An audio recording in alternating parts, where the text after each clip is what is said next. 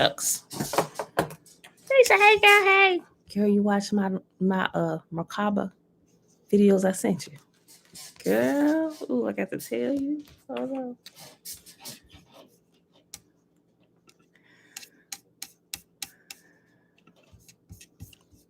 I'm gonna pull this up. Forgot my little today. So I'm looking for a today. Okay. Hold on. Copy peaceful greetings, Uncle Nathaniel. Christy, hey girl, hey.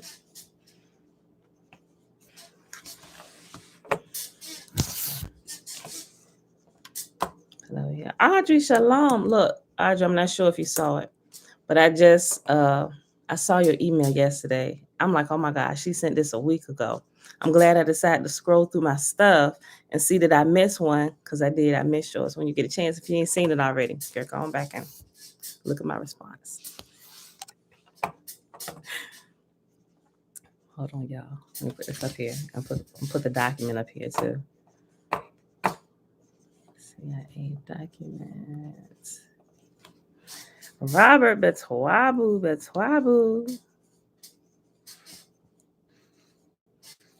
Okay. All right, so I got the documents on Facebook. And I got them on YouTube. Okay. Tiffany, grace and peace. Grace and peace. You hate you've been missing the class? Hey, it's always recorded, Christy. It's always recorded. It's always recorded. For as long as they'll let us record and act a fool up here. Okay, y'all. Hold on.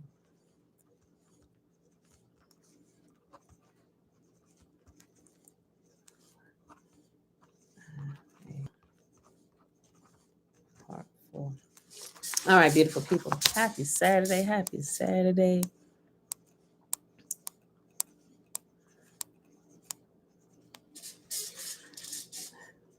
Okay. Happy Saturday, everybody. It is Saturday, January the 15th, 2022. Day number 5 of year 4 of reading through the books of the Law and the Prophets and of the 3-year consecutive day count.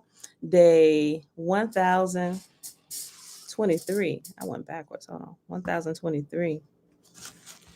And today we're going to be reading a little bit more of the C.I.A. document. So the title will be C.I.A. Part 4. Yes, Robert James told me last night about the 29th. Yes, he did. Okay, so let's go ahead and bring this up real quick.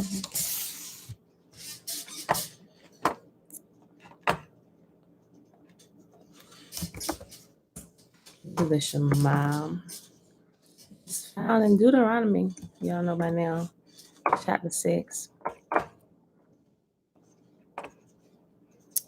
Y'all, I so wish we grew up learning and having a proper understanding of why a lot of these stories were created.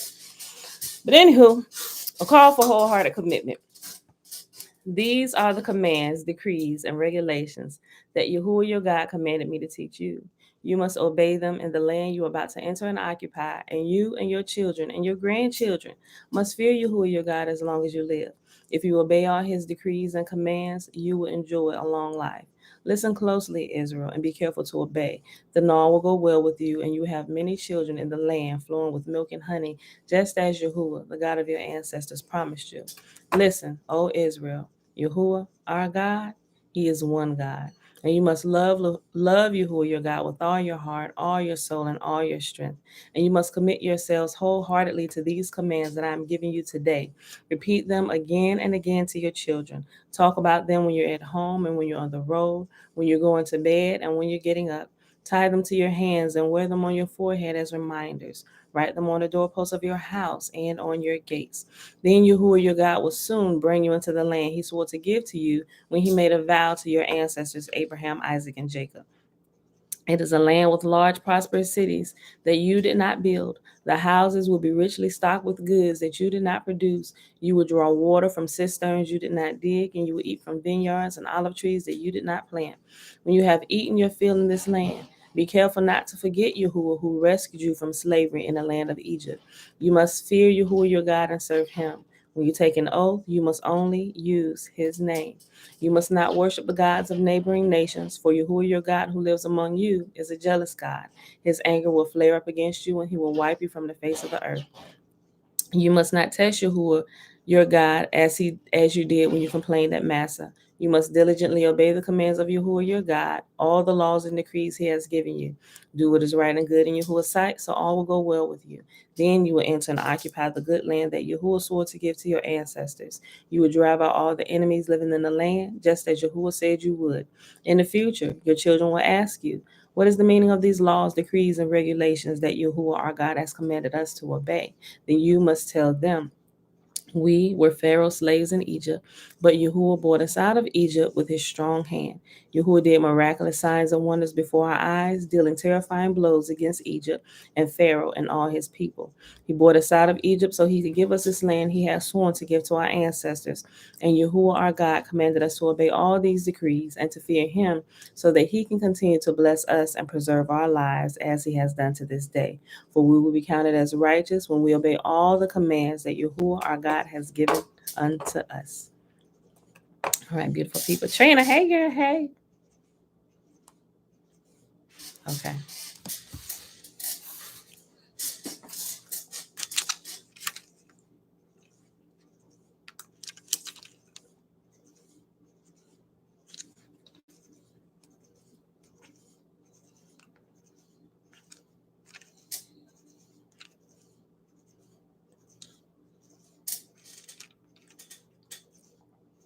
All right, y'all. Genesis chapter 15. I'm reading from the NLT version.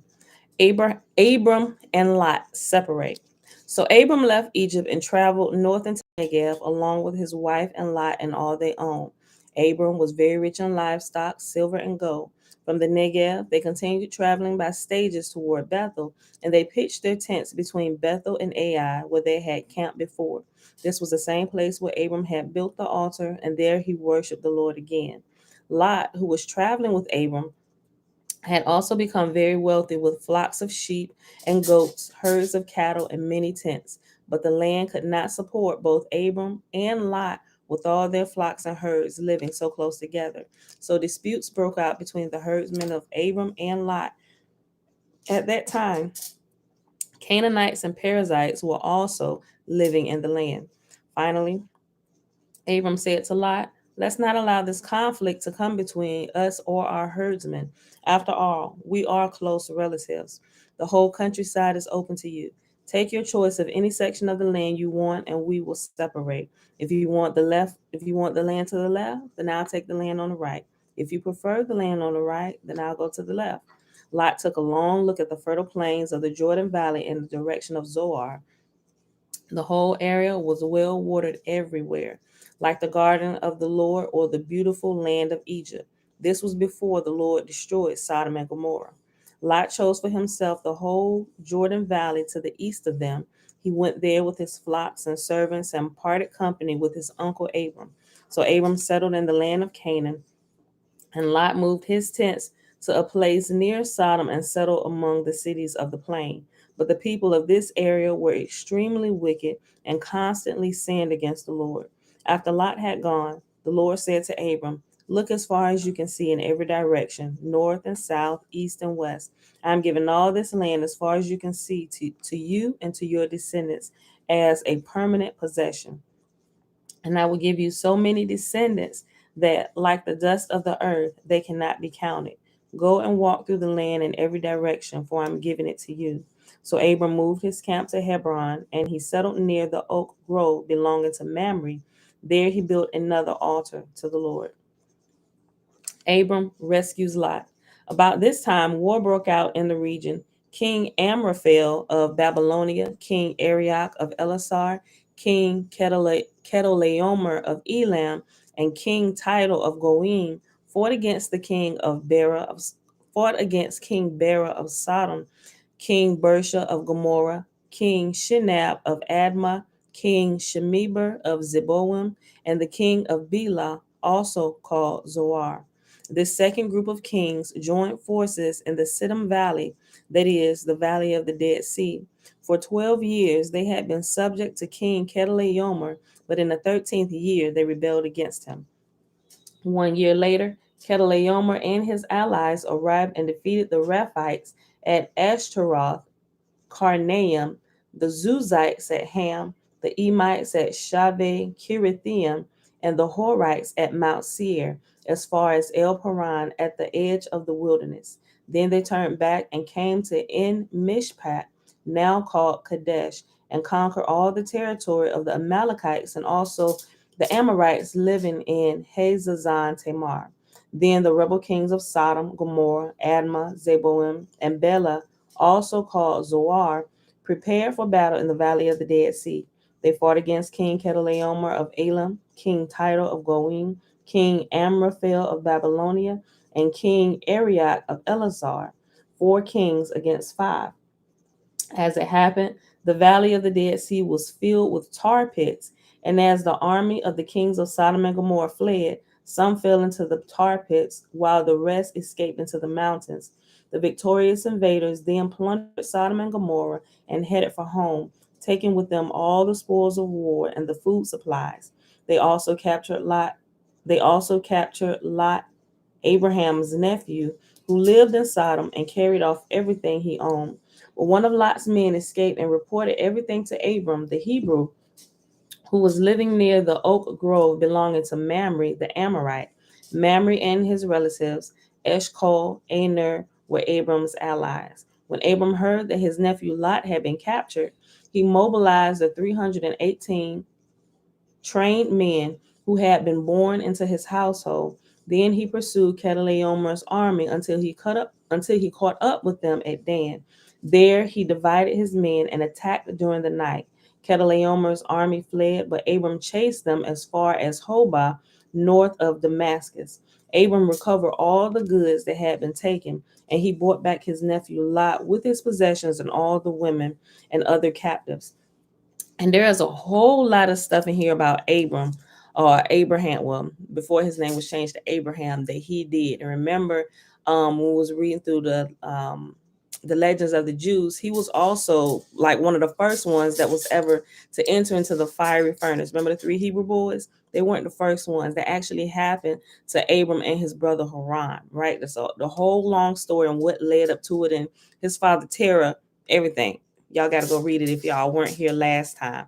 Mom, Shalom, Shayla, hey girl, hey great rising, Belinda Brown, present and accounted for.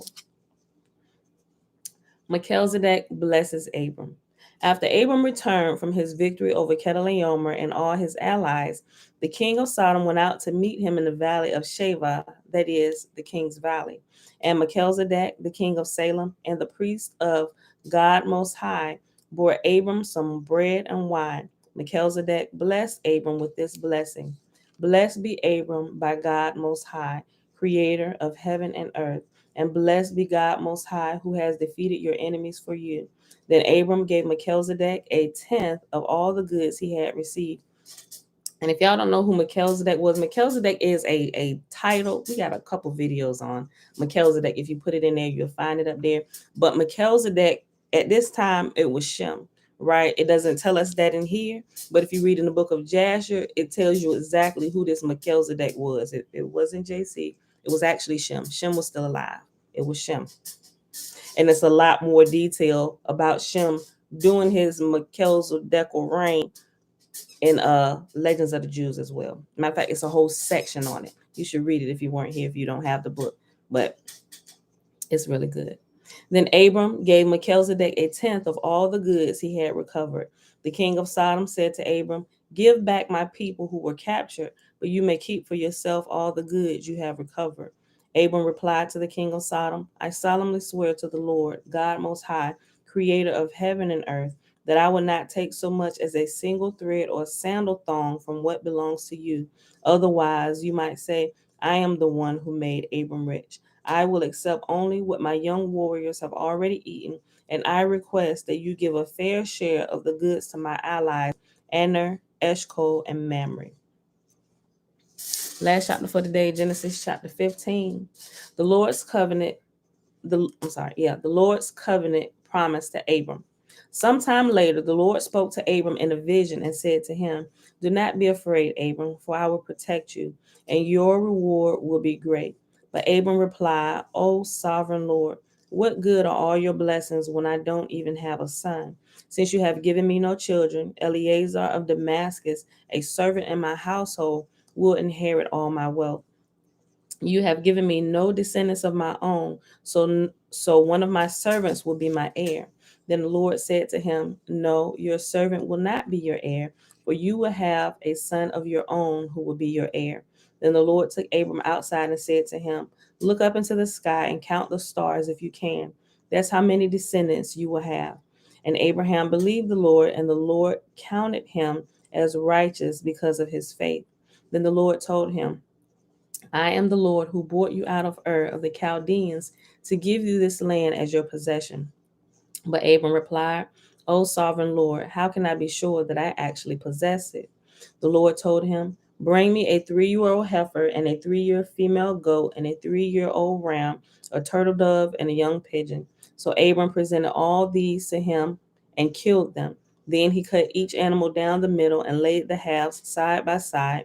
He did not, however, cut the birds in half. Some vultures swooped down to eat the carcasses, but Abram chased them away.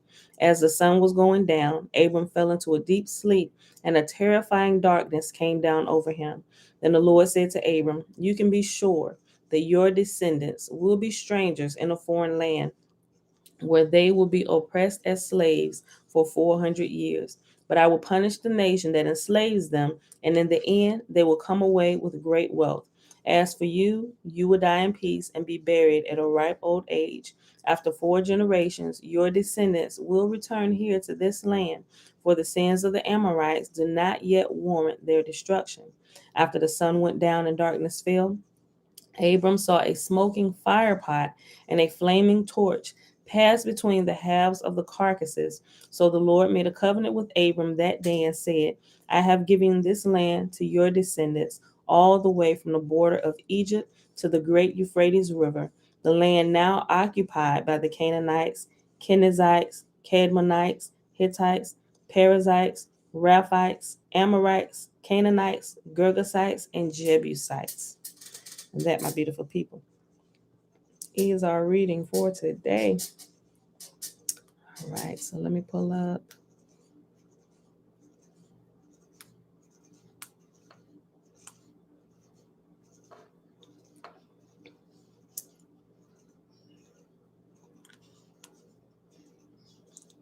our place and time. No, 24.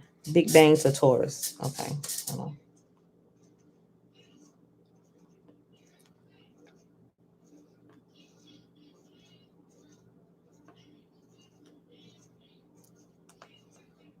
My little marker going from my book. No, we didn't read 23. I stopped at 22. We going to 23. Let me get a sip of water. All right, y'all. My mouth is dry.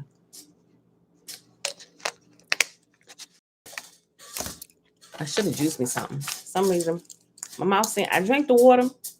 It cleared my mouth, but it seems like it makes me thirsty and my mouth drier. Okay. Absolute in perspective. Remember, the last thing we talked about was the out of body experience. Okay. Absolute in perspective. It may be helpful at this point. Oh, sorry. This is page 17. If you're following along, the document is at the top. Okay. If you don't have it or if you forgot the link. Absolute in perspective. It may be helpful at this point to pause and recap the major aspects of our intellectual journey from time space to the realm of the absolute. We have spoken at some length concerning the incredibly complex holograms, which is created by the intersection of energy patterns generated by the totality of all dimensions of the universe, time, space included. We have noted that our minds constitute energy fields which interact with various aspects of this hologram to deduce information which is ultimately processed through the left hemisphere of our brains to reduce it to a form that we employ for the process we call thinking. We have implied that this hologram is the we have implied that this hologram is the finite embodiment in active energy form of the infinite consciousness of the absolute. It is the title we assign to that vast pool of energy in a state of perfect rest over which the physical universe is layered and from whence it comes. Incidentally, to describe this, Bentov uses the analogy of a very deep sea, comparing the still depths of the sea to the dimension of the absolute while assigning the storm tossed waves above to represent the physical universe with which we are familiar.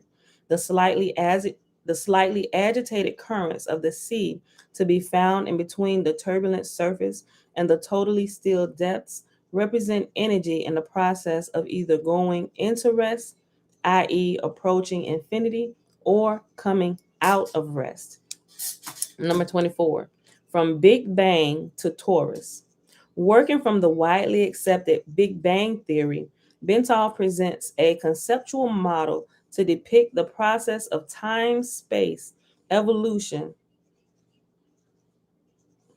Hold on, y'all. Working from the widely accepted Big Bang theory, Bentov presents a conceptual model to depict the process of time space evolution, the relative position of the universal hologram. That hologram is often called a torus because it is thought to have the overall shape of an immense self contained spiral. Basing his thesis on recent studies concerning the distribution of quasars, quasi-stellar objects, and operating on the premise that in the universe, smaller processes tend to be mirror images of larger ones, i.e., the pattern of electrons around the nucleus of an atom mirrors the way planets orbit their suns, and so on. Bentov postulates the following scenario. Taking his cue from the observed capability of quasars to eject enormously concentrated beams of matter from their interiors in a controlled, non concentric version of the Big Bang, he envisages a similar process occurring in the generation of the universe. See Exhibit 4, next page. Okay, I'll show it. This is the spiral for Facebook. I'm showing it in full view for Facebook. That's if you're not able to look at it while we're live. I'm just showing it so you can take a quick gander at it and you can go back and look at it later. Okay.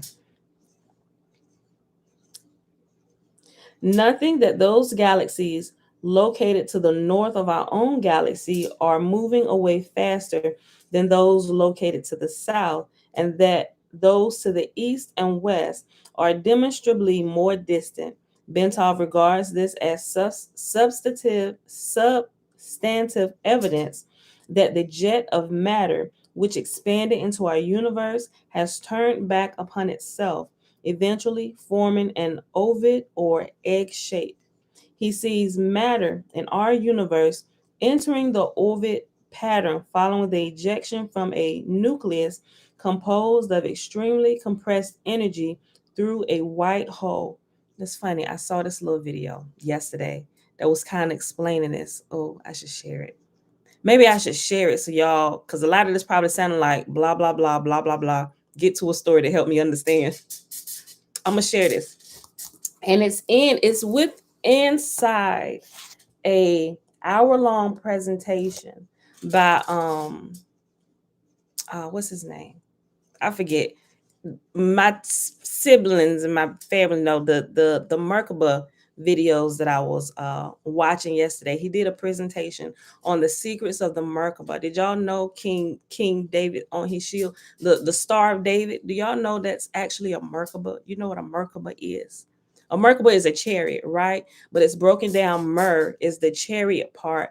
Ka is your spirit, and Ba represents your body, right? A MerKaBa. It's a chariot for your spirit and your body to transverse the universe, right? In your dreams, or whether you're astral projecting. Y'all, it's a real thing, right? Because I've been kind of like practicing. I'm like, holy crap, yo, we got to get into this. But within that video where the gentleman, he's kind of going through it, he explains it really good. He's going through it and he shows this little scientific clip. It's like an animated clip, and it's I think it was Dr. Science. I'd never seen it before, but I thought it was really good. I was like, what is this little anime? It must be like cartoons for like scientific brains and stuff. But it was cute, but it explained what he just said about the compressed matter being shot out a hole and all that rigmarole, right? I'm gonna share that video with y'all. When you get a chance throughout the weekend or whatever, watch it. It's gonna, if you haven't been exposed to a few more things that we will be getting into as we go through here, he's gonna enlighten you on some things spiritually that it may start making some connections from some things you may have heard while you were in church, not necessarily regular church, unless somebody they brought from Israel came in, or had somebody Hebrew come in, then you may have heard about this. But in the Hebrew sector or the Jewish congregations, whatever, they Merkabah, everybody should know what a Merkabah is, or they think they know what a Merkabah is, right? It's so good, y'all. So I'm gonna share that with y'all. But it, when I was watching it yesterday, it really kind of clicked. Like I knew like the Star of David and what they said it was, and all this stuff. And some people said that even wasn't even his like sign. Y'all never talked about a Star of David, but they weren't actually talking about like his like logo or whatever. It actually had to do with the body, which made some other things that I now know is possible that I heard a while ago make sense now, truly understanding about the Merkabah. And I probably wouldn't have understood the Merkabah like I did unless I had because I've been reading another book. It's called the Nine Eyes of Light, and it goes into the different it's kind of like a scientific book, not really though, but it's written in a way where somebody who's not a scientific head can like really understand it. But it goes into some of the details of the body and the different types of bodies we have encompassed inside of this body, the fields of energy around us and everything. And it started breaking it down, the different ones, and they're called by different things like the show, the ba, the ka. I'm like, yo, this is interesting. I got to read it slow, and I had to go back and reread it a couple times. But because I had already been reading that, coming upon this, it makes those things make sense, and I like completely understand it. So I share a couple of those reference with y'all if y'all interested, and I share a few videos. You can probably Google it or whatever, but I'll show you some animations that I kind of like shared with my family that I thought were pretty cool about the Merkabah, right? And even like they even have like a meditation that I will share with you. They have like we were talking about like meditation music and stuff. But they have one that they did with the Merkabah, and it's like 11 minutes. And I thought it was pretty cool and it was decent. And so I went through channel like, all right, who did this? And I run through my checks and stuff, and then I decided to check it out. I'm like, oh, this is pretty cool. This is a safe one. So I'll share all that with y'all if y'all care. If y'all ready to look at stuff like that. All right. So, but also if y'all watch C.I.A, if y'all been watching some of his like shorter meditation clips where he's showing you how to do it, because people are like, okay, how do you actually do it? Well, what do you do, C.I.A? But he has like a couple short clips where he goes in and he sits Indian style or whatever of the lotus position. And you may have noticed, I'm not sure if he explained what that was, but in his meditation room, you will see this pyramid that he sits under. That's a lot of people think, okay, well, it's the pyramid. Okay, you have right, but it's representing the Merkabah, the energy field around us, right? So once I understood it, I immediately, like C.I.A came to me. I was like, yo, because I seen somebody else build one of those type of structures. I'm like, okay, maybe you just want this to feel like your tight, close prayer closet. Okay, I can get with that. But now that I understand what it was doing, I was like, oh, it's like giving the physical mind. It's like giving our physical eyes something physical to kind of look at, to attach to the spiritual things. I was like, oh, that makes sense. But what you see if you watch Yaki's video, and I'll reshare his video too, I'll put Yaki so you can see what I'm talking about if you haven't, right? But those that don't know, they just think, okay, he just got little stuff to help him. But everything I realized now, and I go back to his video, I'm like, yo, Yaki knows some stuff. He been kind of bringing it out, but he just kind of puts it there, and he'll just operate within. I'm like, yo, I like that. So but you kind of see half of the Merkabah, because a Merkabah is like a double tetrahedron, right? And that's what the pyramids, when they created the pyramids, that's what it was. You may have heard me say before that the pyramids were actually ascension chambers. They are. It was a representation, a physical structure that they created where those who they were teaching about it, they actually walked in it, and it was like this whole scientific thing to show them what happens with our body. Even the sphinx and stuff. Oh, we've been taught so wrong about what the sphinx is and what it was. And if you we're gonna get into that. Even some of the like the serpent that coils up the arm of the sphinx, all that represents everything that they built. It was like a bigger representation. It was like their school, so they could show you, like, okay, come on, class, let's go right here. You see this is what's in your body. So they were showing on the sphinx, if you ever look at pictures of it, of like the stairs that go up and the spiraling energies and stuff, and everything that they built on and around the sphinx. They showed it to you where you had it inside of your own body, right? So the pyramids was another thing like that was representing the Merkabah. But a Merkabah, it would be like two. So you can see like a regular pyramid, regular triangle, but then you would take another one, just like the Star David. It's a regular triangle with another triangle the same size over it, but upside down.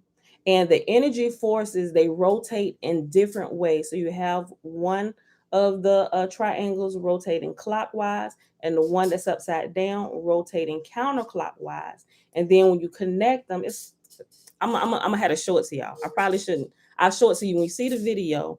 It'll be the animation. You will better understand it. So when you're looking at some of these things and some of the code words or the hidden words that we read through the scriptures or other manuscripts from other different religions, once you understand what it is, you can see where it is in every religion, right? It's amazing to me. I'm like, this is really blowing my mind right now. So I'm gonna share those things with y'all about the Merkabah.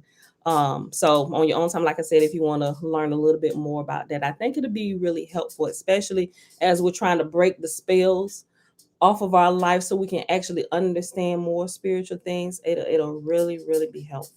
Right. So I'm gonna share. I got into all that talking about Dr. Science, a little animation that helps with when they're going from the Big Bang to the Taurus, what they're understanding about this. Okay, so let me go back. I digress. Noting that those galaxies located north of our own galaxy are moving way faster than those located to the south, and that those to the east and the west are demonstrably more distant. Bentov regards this that those, oh, I'm sorry. Bentov regards that this as substantive evidence that the jet of matter which expanded into our universe has turned back upon itself, eventually forming an ovid or egg shape. He sees matter in our universe entering the ovid pattern following ejection from a nucleus composed of extremely compressed energy through a white hole. At the end of its trip to the far end of the ovid, he sees it departing via a black hole. In such a model, time is observed to be a measure of the change which occurs as energy evolves into new, more complex forms as it progresses along the distance from the white hole side of the nucleus around the shell of this cosmic egg until it enters the black hole. In other words, as energy expelled from infinity and confined within limits by the conscious of the absolute achieves form and motion following ejection from the white hole at the top of the egg, time begins as a measure of the cadence of this evolutionary moment as reality goes around the shell of the egg on its journey to the black hole at the far end. And some things you just gonna have to keep reading over until it clicks, right? Okay. All right. 25. Our place in time. The observed distribution of galaxies suggests that our particular universe is located near the top of the egg at the point where matter begins to fall back upon itself, thus explaining the reason why the galaxies to the north are seen to be moving away more rapidly as they are caught up in the downturn of the stream of matter toward the far end of the cosmic egg. See Exhibit 5, next page. Okay, this is Exhibit 5.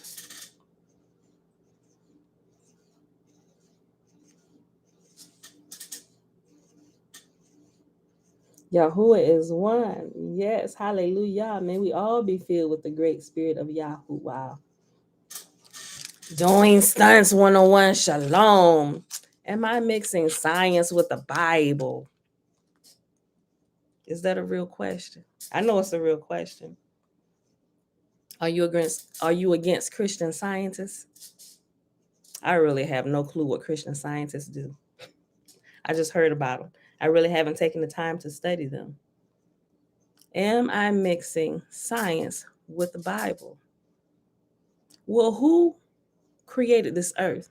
We ain't even talking about who created the Bible. That's of none effect. Who created the earth? Was it not a great scientist? That's all I'm saying. But anyway, we're reading the C.I.A. document that proves some things that we experience spiritually, and we just kind of, okay, what's the gifts of the spirit? Science has proven what we've been learning spiritually, but haven't had the words for it, right? And it's proven that these things are really a true thing. I'm a bit of a scientist, if that's what you're asking. And if you think this is a Christian channel, I don't know if you know, I don't know how long you've been here, but we are not that. Okay, I'm gonna finish reading. The link is found up here in the top if you want to take a look at what we're reading. All right. Number 27, consciousness and perspective. Having ascertained that human consciousness is able to separate from physical reality and interact with other intelligences in other dimensions within the universe, and that it is both eternal and destined for ultimate return to the absolute, we are faced with the question. So, what happens then? Hold on, I'm sorry, y'all. I'm sorry. I went back to the right place, but on the wrong page. Let's go back. 25. I'm sorry. Our place and time.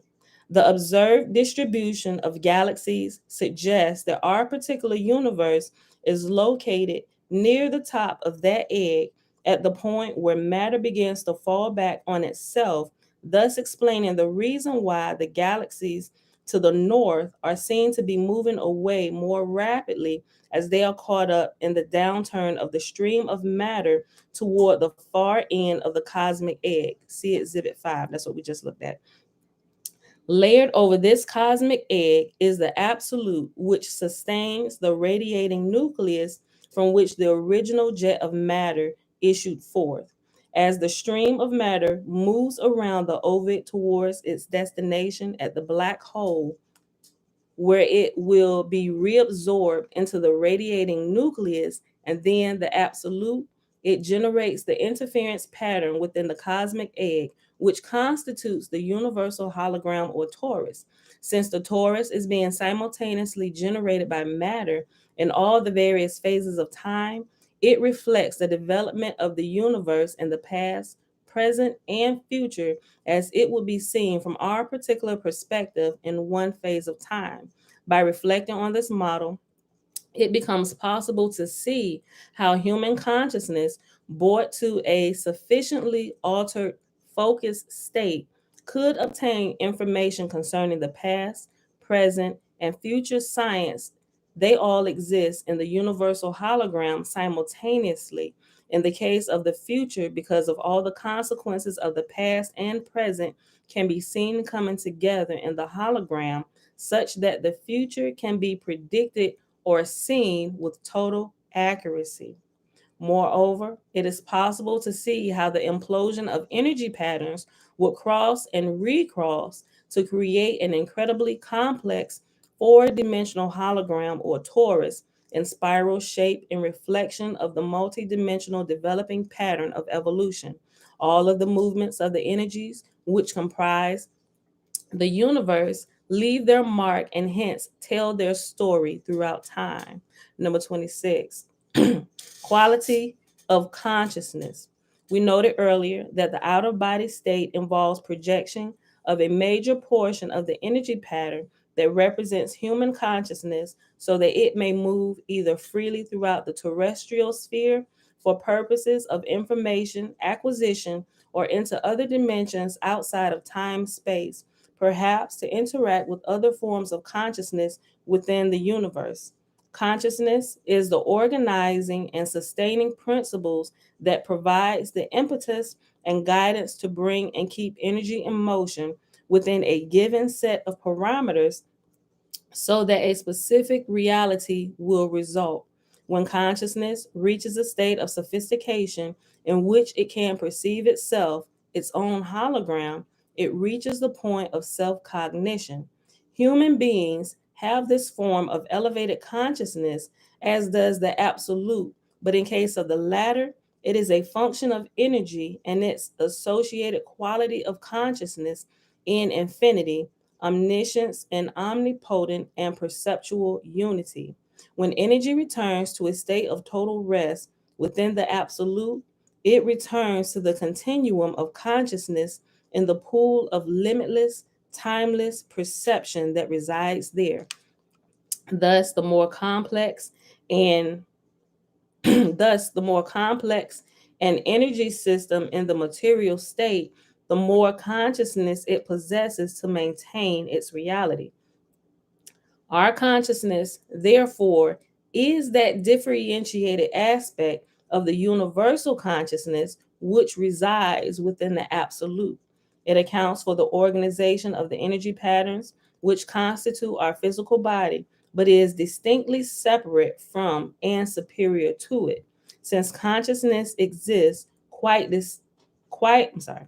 Since consciousness exists quite apart from the outside of reality, beyond the bounds of time space, it, like the absolute, has neither beginning nor end, right? And the absolute is referring to the great creator of this universe. Jen, shalom, shalom. Okay. Since consciousness exists quite apart from and outside of reality, beyond the bounds of time space, it, like the absolute, has neither beginning nor end. Reality has both a beginning and an end because it is bound within time space, but the fundamental quantum of energy and its associated consciousness is eternal. When reality ends, its constituent energy simply returns to infinity in the absolute, or like you were here in the church, when we go to the grave, our spirit returns to God, right? Or our spirit returns to Yah. Okay, 27. Consciousness and perspective. Having ascertained that human consciousness is able to separate from physical reality and interact with other intelligence and other dimensions within the universe, and that is both eternal and destined for ultimate return to the absolute, we are faced with the question. So, what happens then? Since memory is a function of consciousness, and therefore enjoys the same eternal character as the consciousness which accounts for its existence, it must be admitted that when consciousness returns to the absolute, it brings with it all the memories it has accumulated through the experience in reality. The return of consciousness to the absolute does not imply an extinction of the separate entity which the consciousness organized and sustained in reality. Rather, it suggests a differentiated consciousness which merges with and participates in the universal consciousness and infinity of the absolute without losing the separate identity and accumulated self-knowledge which its memories confer upon it. What does it lose? I'm sorry. What it does lose is the capability for generation of independent thought holograms, since that can be done only by energy and motion. In other words, it retains the power to perceive, but loses the power of will or choice. In exchange, however, this consciousness participates in the all knowing, infinite continuum of consciousness, which is a characteristic of energy in the ever present. Consequently, it is accurate to observe that when a person experiences the out of body state, he is, in fact, projecting that eternal spark of consciousness and memory, which constitutes the ultimate source of his identity, to let it play in and learn from dimensions both inside and outside the time space world in which his physical component currently enjoys a short period of reality. All right, y'all. Number 28, the gateway method. Having put the gateway experience in context by postulating a structural outline of how and why it seems to work, and having shown what it is designed to achieve, the time has come to examine the specific techniques in which comprise the gateway training process. And just to recap, if you forgot already what the gateway process is, remember this document released from the CIA in the early 2000s is talking about the spiritual gifts, so to speak, what Christians call it, or anybody believer, whatever, that have these particular um uh um gifts about themselves where they can see into the spirit, have open visions. They're actually proving that these things are true. But what they've done, they removed all the religious mumbo jumbo, the religious dogma, all the shouting, tears, and all this holy religious crap, right? And they actually showed you facts and actually what happens with the body. They understand it so much so down to a science on how it works, how to get it started, how to operate in it, that they trained a section in the military to do it. And they shared with you how they've extracted secrets from China, from Russia, how they spy on people, how they still trade secrets. The military doing all of this, right? It was declassified, but they've been doing this stuff since the 50s, right? We just now find out about it. We the latecomers to the party. We the ones ignorant trying to catch up. Okay. 28, I'll start it over again. Gateway method. And this is what it's called, the gateway method, being able to see into the spirit. They just label it the gateway method. Other people call it out of body experiences, astral projecting. The church calls it open visions and seeing into the spirit. But everybody talking about the same doggone thing. Look. And the science world is calling it the gateway method.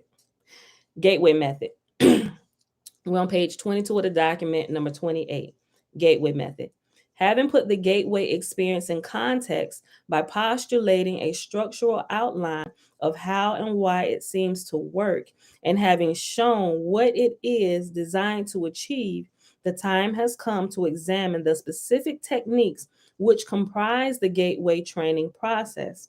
These techniques are designed to enable the user of the gateway tapes. Remember, the gateway tapes, they created a whole course for the military, the higher level security clearance military personnel, that they put through this gateway process. And they created the tapes to activate hemisync, the sync both sides of the brain, left side, right side, to be able to bring these cities or these superpowers on a whole lot faster, rather than allowing it to develop naturally and holistically like somebody would on a spiritual path in life seeking y'all, right? Because it'll happen for us the more diligent we become in our prayer and our study time and worship and meditation. It'll begin to unfold, but we'll see the progress over many years of consistent practice and dedication. We'll see that growth. We'll see the progressive growth, to whereas the military and some of the scientists that they use, they got this process and they sped it up. They created a course and they putting people through it, right? But those who come out on the end of it using it for the nefarious reasons for the military and the government, it ends up screwing them up. And a lot of them commit suicide. They become alcoholics, hooked on drugs, because they don't know how to deal with what they were just dropped into without having like a holistic, a natural path of growth to understand all these things and why they actually happen.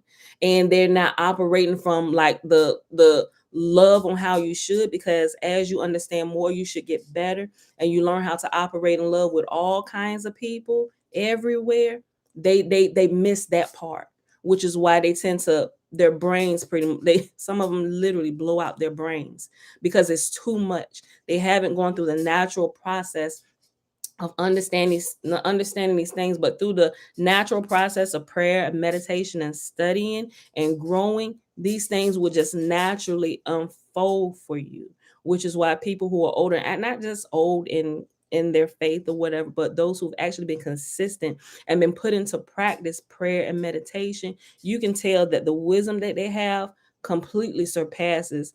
You could have two people that's been in a certain religion or a spiritual lane or whatever for 20 years, one who's been consistent and one who's been inconsistent. You can tell who the real deal is, because it would just radiate from their life, how they speak, the wisdom that they have.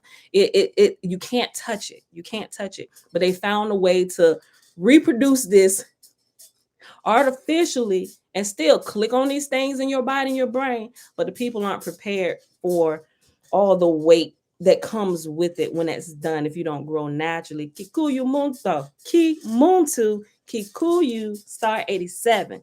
See me, fam. All right, y'all. Okay, so this is the gateway process. Let's go back.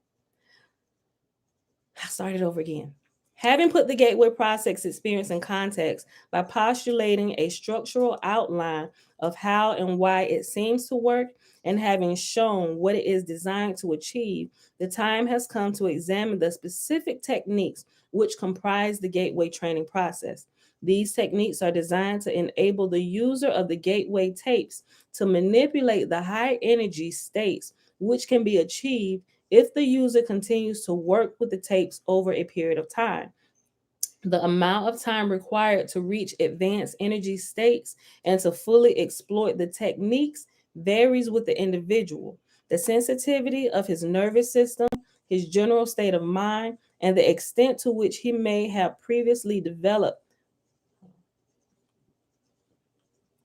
The sensitivity of his nervous system, his general state of mind, and the extent to which he may have previously developed facility in related techniques such as transcendental meditation are all pertinent to factors affecting the speed at which he may expect to progress. The gateway process begins by teaching the individual participant to isolate extraneous concerns in a visualization device called the energy conversion box.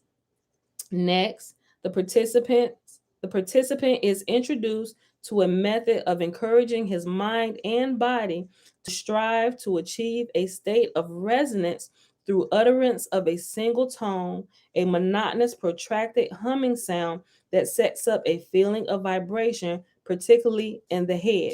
And this is what they're changing the terms of what this is, but in the religious factions, church will call it praying in tongues.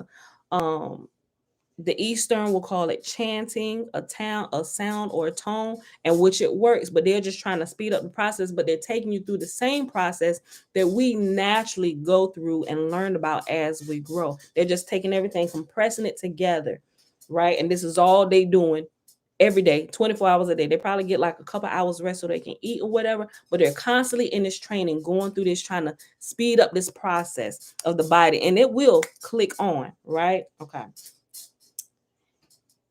see.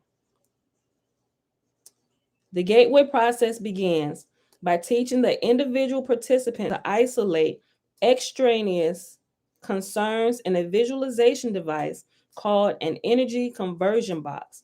Next, the participant is introduced to a method encouraging his mind and body to strive to achieve a state of resonance through utterance of a single tone, a monotonous, protracted humming sound that sets up a feeling of vibration, particularly in the head. He engages in this resonant tuning, as it is called, by humming along with a chorus of such sounds that are contained on the gateway tape. A lot of time we put on praise and worship to kind of get us there. Hold on, Dana, I missed your comment.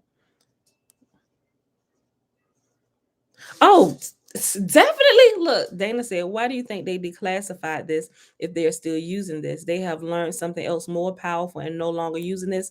They absolutely are. They absolutely are, which helps me understand. We ain't gonna get into this, but like in our, I'm gonna have to start posting some more stuff in our what is it? The group. I ain't been there in a minute. I'm so bad about it. The group me, right? Yo, now I understand the real reason behind the push behind 5G.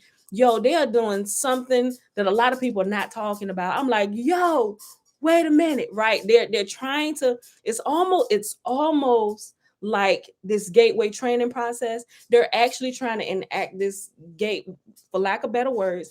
To me, it seems like they're trying to push this gateway process on the entire world by speeding up what will naturally unfold, putting up the 5G towers and all these other things. And some people who aren't ready for that frequency, so to speak, it disrupts their bodies, right? They're getting cancer, especially if they weren't.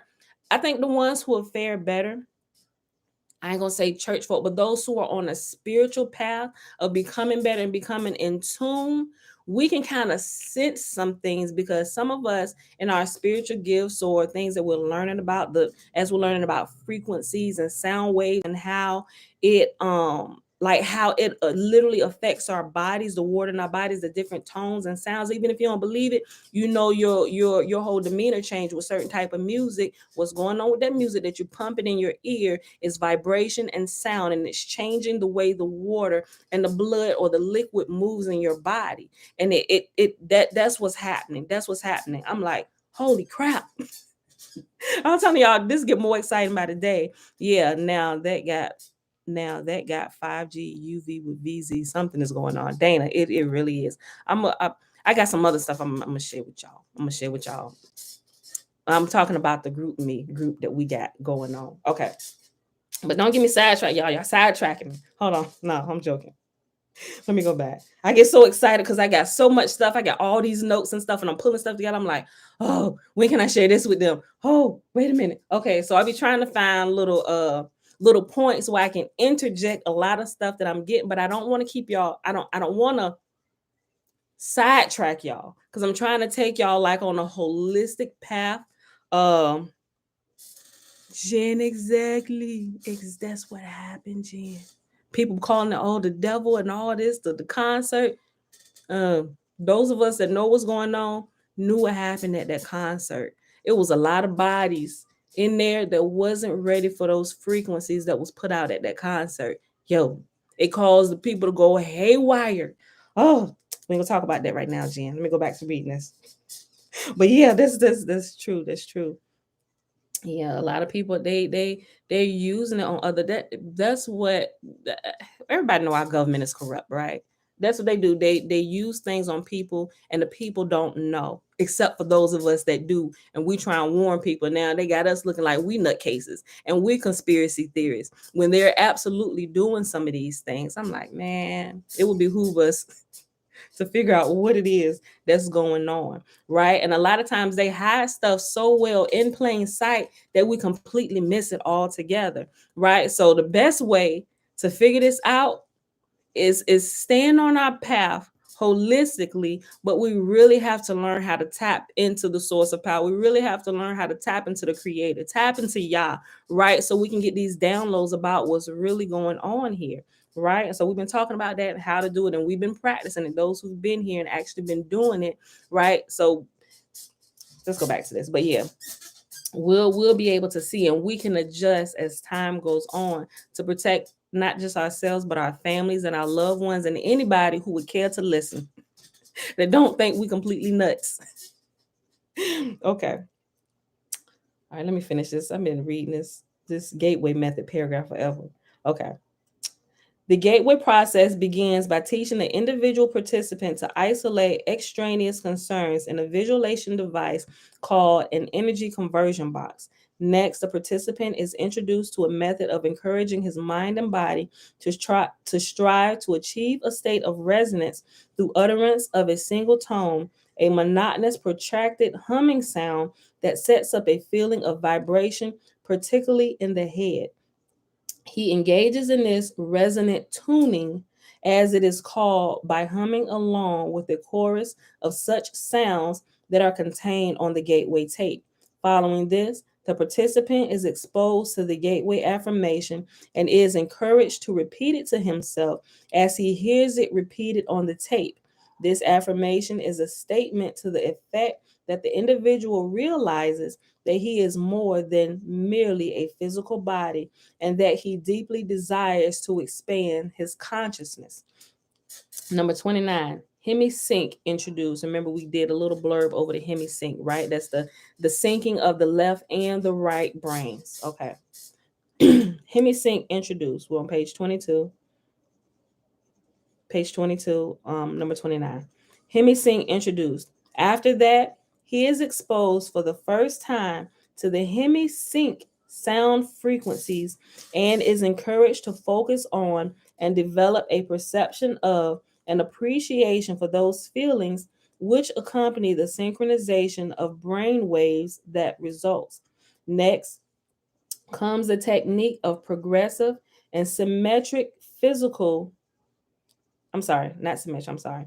Next comes the technique of progressive and systematic physical relaxation, while the hemisync frequencies are expanded to include additional forms of pink and white noise designed to put the physical body at the virtual threshold of sleep, as well as to calm the left hemisphere of the mind while raising the right hemisphere to a state of heightened attentiveness.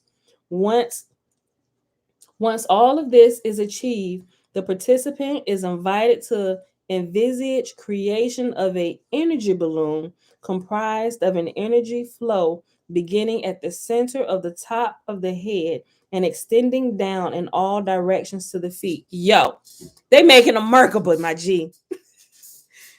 We was just talking about this. Look, hold on. Let me go back. Hold on. I got something to tell y'all. Look, wait a minute. Next comes the technique of progressive, systematic, physical relaxation. So this is the what they're explaining is that in between state that you're at. You know how you're waking up from like your REM state of sleep, your deep sleep, and you're waking up, but it's between that sleep and that fully awake state where you're there, but you're like not there. I mean, you're there, but it's like right there when you get to that state right there, they're trying to get you to that state because it's that state. I know that state right there is powerful just from my own experiences and the things that happened with me. Even something that happened yesterday, I had to call my mom and sister. And I was like, yo, let me tell you, I want to hear something freaking amazing. It's cool. Let me tell you what just happened. I was in that state right there. That's what it's talking about. That in between state right there. That state right there is like active consciousness where you can actively, like you can like be conscious of like so if you have prayers or anything or requests, it's that state right there that you need to get into, and that's the state they try to mimic, try to get you into without actually you having to go to sleep and then waking up and naturally going into this state. But when y'all notice, I know a lot of y'all do. We talked about it quite a few times, but now on purpose, when you're waking up, yeah, it's like the astral plane. Some people call it the astral plane, but that right there, right? You can take your prayers if you have requests to y'all or something that you need to answer to is right there, but you have to train yourself to be aware when you're at that state and not just kind of lay there, roll around, pick up your phone and all that stuff while you're still there. That state right there, that is when you should drop your prayers right into the atmosphere, drop them right into heaven, whatever you want to call it, however you want to label it. Right there is when you should ask your questions to y'all, or you pray and get there. Meditation to get you there. There's a few different ways to get you to that state, right? There's like not just one. There's different ways people can work themselves up to get to that state. But it's at that state right there where you should ask your questions, because the answers will come back almost immediately. I kid you not. Let me share with you what happened to me yesterday. Hold on, let me pull up my thing. So I make, okay, the definition is, hold on, I gotta pull it up real quick to give you the full definition. Okay, so I was in one of these states yesterday. I had fallen asleep. I actually, before I cooked dinner, I was like, you know what, because my husband hadn't gotten to the house yet. The kids was quiet. I was like, okay, I'm gonna take a few minutes, take about 30 minutes, and I'm gonna go meditate. Okay, I see your question I gave. I'm gonna come back to it. I'm gonna see, I'm gonna take me about 30 minutes, possibly if I can squeeze an hour, I'm gonna go up here and meditate. So I went upstairs, got on my grounding mat, and I put on, I was actually thinking about all day, because I was thinking about the Merkabah, because it was coming up, so I was doing more looking into the Merkabah. And we're gonna go back to what they explained. They talking about a balloon figure or whatever, but they essentially creating a Merkabah around their body. So I was doing more thinking about that, wondering about different things. And then, so there's some things that I've experienced supernaturally, where we call it astral projecting, that kind of freak me out. And so I know I can feel my body, especially when I'm laying down, I can feel it coming on. Right. So I'm just like, nope. And I get up, I was like, not today. I don't feel like it right now. I'm not. Right. So I'll get up just to kind of shake it off. I was like, I don't want to do it right now. Nope, not right now. It's not like nothing like I'm gonna make you know, but I can feel it. It's like naturally it'll come on, like, come on, I want to show you something. Right. And it's like you can begin feeling your I ain't say spirit leave your body, but that's essentially what's happening. You're going into these states of consciousness and exploring the spiritual realm, right? So me and y'all had this thing going on. I was like, I don't know. I don't know. Just tell me about some other stuff. I don't want to do that right now, So, because as I was learning stuff, I'm still trying to shake off all this fear stuff that I got going on. I pretty much got that under control, because I'd be scary sometimes. I'm like, oh, what? No, that's the devil. So I was like, Pam, pull yourself together. So I was like, okay. So yesterday, when I went back upstairs, I was like, you know what? As with everything that I'm learning now, I was like, okay, all right, I think I'm ready for what you're trying to show me now. So I was like, okay. I'm like, all right, y'all, let's do this. I was like, okay, when you're ready, I'm ready now. I'm gonna stop my foolishness. Let's go ahead and go. Whatever you want to show me, go ahead and come get it, come pick a sister up and we can roll, right? So I was like, but the kids got to be quiet. My husband, either he gonna have to be gone or he gonna have to be asleep, or I don't want back coming here disturbing me, which is a lot of times I'll wait till they go to bed, or I'll do like my little all nights of prayer or studying at night when the house is quiet, just in case I want to meditate and there's like a vision or something, noise and stuff won't interrupt me, right? So y'all be up all hours of the night, which sometimes is why I'm struggling to get here on time. I'm like, oh, I need to fix I'm working on my time management. But anyway, back to this. I'm gonna come back to your question I gave. Look, so I was upstairs, I was laying on my grounding mat, and so I dozed off while thinking about this, and I had already said, I'm like, all right, y'all. I was like, whenever, whatever, let's go. I'm ready. Right. So what happened was I dozed off, and I was only sleep because I got like the clock right there on my nightstand. I was only sleep 3 minutes. 3 minutes. And then, but I must have went into, I know I had went into like a deep like meditation, because that's what I was doing. I was just breathing, and I could feel my body. You can feel, if you practice it long enough and you're paying attention to your body, you can feel when your brain waves begin to calm down. They go from beta to theta, right? And you can feel that process beginning to happen. And it's just like a calming process. And, you drift off to sleep. It's just a natural thing that happens, but a lot of times we don't pay attention to it if we're not aware how our body really operates, right? So dozed off. Then Josiah comes walking into my room. My 10-year-old son, no, he 9. My 9-year-old son comes walking into the room, and he says, "Mom," and it broke my state, right? But as it broke my state, I realized right there, as it broke my state, as I was waking up, because he called my name right there, just for a quick moment, right? Now here's something that's never happened to me. What normally happens to me, when y'all wants me to look up a word, he'll give it to me when I'm in that state, and I'll hear it. I'll actually hear the word, which is and I've learned to trust that, because I've done a lot of research, and it happens, and I realize it's helping me on something that I'm researching. Like, remember the time I told y'all I heard the word kikuyu, right? For my Kimuntu Kikuyu Star 87. I actually heard this word about 2 years ago. I'm like, what? I'm like, that's not even a word. And so I wrote it down, but I was searching for it and I couldn't find it for like months because I was misspelling it. Right. But finally, a few months later, I found it. I'm like, holy crap. So, what the Kikuyu tribe is known for is kind of close to what we understand the Levites to do, right? They're the keepers of the law, of the magic or the wisdom, right? They're like the elders within that tribe that keeps the wisdom of the tablets, the Ark of the Covenant, right? So that's when that happened. But anyway, the word that I not heard last night, this was the first time I actually saw a word. I saw a word and it was bebbling. In that state, when I woke up, it was bebbling. Bebling. I'm like, that's not even a word. And I woke up and I answered my son's question and I immediately went looking it up. But it's the first time I actually ever seen a word. I normally hear words to look up, but this is the very first time I actually saw one. Bebbling. I'm like, okay. So I put it in. And as I looked it up, there is only one website from what I searched looking up. It was, did you mean this or did you mean be blind or this? I was like, no, bebbling. There is one website that gave a definition for bebbling. And here was the definition. Now remember, before I fell asleep, I was like, all right, y'all, whatever you want to do, I'm ready. Whenever, let's go. I'm ready again. Let's do this. Right. So I pulls this up. Bebbling. Did I pull it up in here? Oh man. I put it in my notes. Hold on. Hold on, y'all. Facebook, hold on 1 second. Hold on. I'm gonna put it up. Hold on. I'm gonna bring it back. 1 second. Hold on, y'all. I gotta share it with y'all. Hold on, y'all. I should have pulled it out earlier before I got started. But I know I was gonna share it today for real. Okay.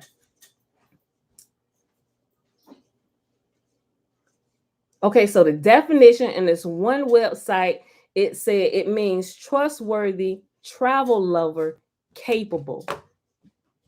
Let me go back to Facebook. Okay. Okay, so the definition of bebbling was trustworthy, travel lover, capable. And I'm like, let's go. That was like a direct answer from Yah because I knew people call it astral projecting or astral travel or whatever. And for a moment, for a period of time, I was like, yeah, no, I don't want to do it right now, you know. So, but last night I was like, okay, y'all, let's go again. You know, I think I've done enough research and I'm ready because I used to do it a lot. I just didn't call it that, but I could tell that they were different from regular dreams, or you call them out of body experiences, right? I was like, okay, let's start that popping again.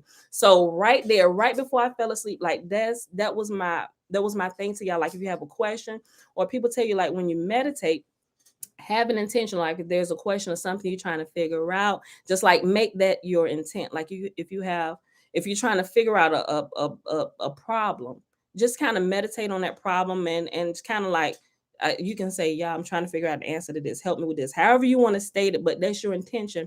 Or while you're if you have specific requests or prayer requests or whatever, that's your intention. You just kind of set it, get it focused on whatever it is before you enter into that time of prayer, meditation, whatever you want to call it, and the answer will come. Especially if you're able, if you practice enough and you're able to go into like a deeper meditation where you can get into that state, you can almost like get your answer immediately. Every time you go to prayer, you should like never come away from prayer without answers, right? Unless it's something you're missing, and even then you will still get an answer. Okay, you're missing something, go back here. But you should still come away from your prayer time and meditation time with something. It should never just be, unless you're going in just relax, good time, ooh, that's it, I just need to rest, then that's fine. But every time you go in with questions, you should come out with your answer that time. That I know, that I understand, right?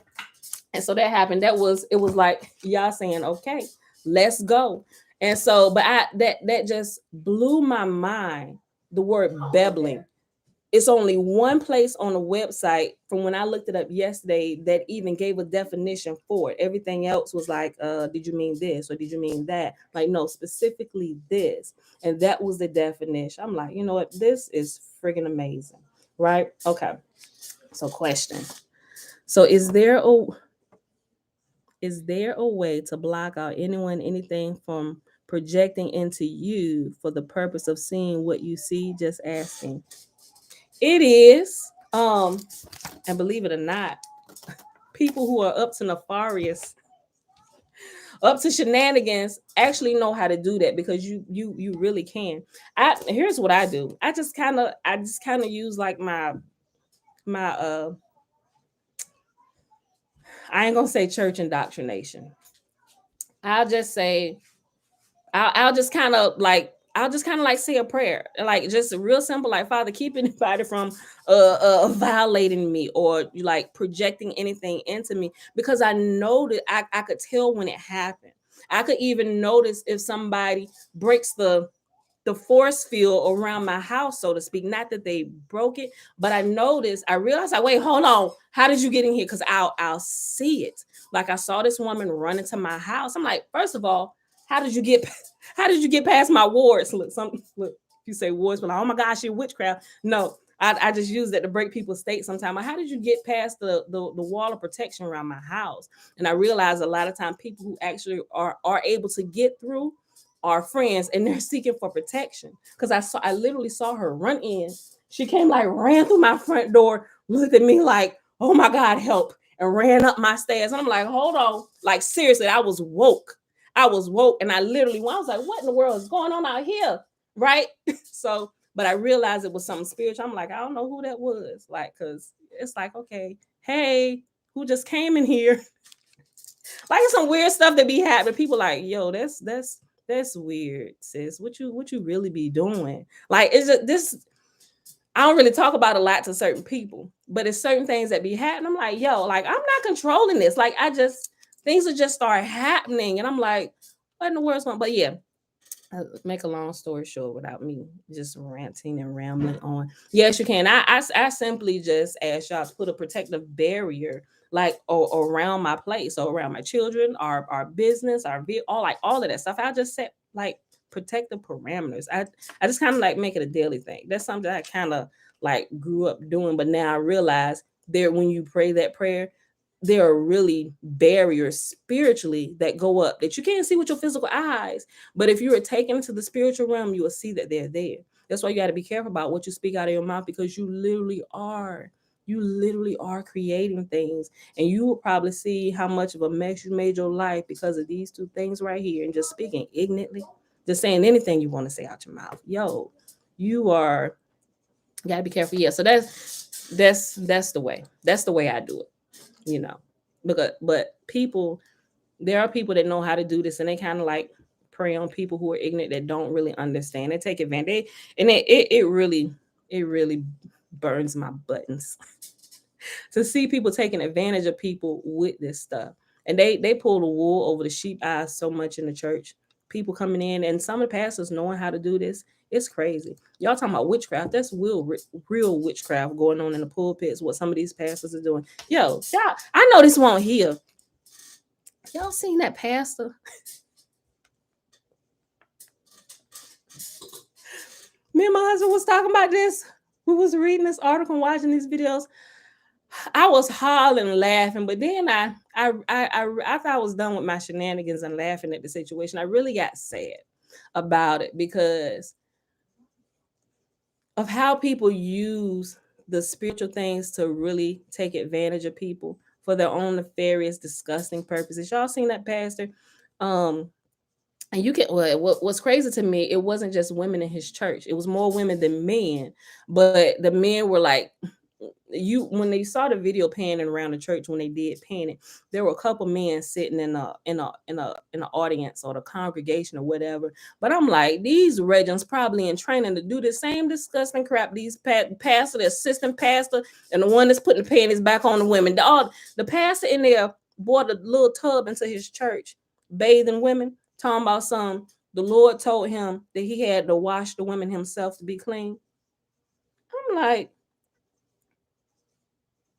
what? I'm like, well, first of all, where is this at? It wasn't over here in the States. It was over in Africa somewhere, right? Not and I hate to say that. Not that Africa's a bad place, because we've been told so many lies about Africa, right? But it just happened to happen over there. I forget exactly. I want to say it was Ghana. Anybody heard of it? Was it Ghana? One of the churches over there. I could be wrong. It could not be Ghana. It could be somewhere else. But anyway, and the women were falling for it. If you've never seen Silly Women, this is the definition of silly women. Right? I'm like, okay, first of all y'all single, y'all, a couple y'all, where are your husbands? It's men sitting in a congregation, y'all just sitting here watching, pastor up here being all super spiritual and stuff, preaching this message and going on while he watching this woman. They go change their clothes, come up in the church house or whatever room this was in the town. I'm like, no, it's not. This is a joke, right? So that's why I was laughing at first through the whole. I was like, no, this is like a spoof. This got to be a spoof, but it really wasn't. And this happened recently, a few weeks ago now, and my husband was like, "Wait, did you see this garbage?" I'm like, "What?" I was like, "This has got to be a spoof." And we sat there, and I was laughing until I realized, yo, this was real. They weren't playing. And the women up there, they got the little, like the garden tubs or whatever, the metal aluminum ones that you like put in your garden to plant, or maybe put pig slop in or something. It was one of those type of bowl bath things in there, filled it up, not filled it up, but enough water. Woman come in there, she got the towel wrapped around her and get into the tub. I'm like, Lord have mercy. And the pastor sitting here, and you got the associate, whatever you want to call him, sitting right there while the pastor washing up this woman. He's sitting there like, I'm like, would you look at this? And I'm like, he's not taking his eyes off this woman. The pastor sitting there, yes, and the Lord said, I'm like, the Lord said what? And I'm looking at the people in the church, and I'm like, wait a minute, no, he ain't. He lift up her arm and stuff. I'm like, Lord, he gonna wash everything? She sit down in the water, he go down. I'm like, oh my God, no, he not. I'm probably, me and my husband sitting there, Larry. He was like, yes, sister, slide your leg over. Let me get right up in there and wash that. Let me give me a little bit more soap. Yeah, right there. So let me get. I'm like,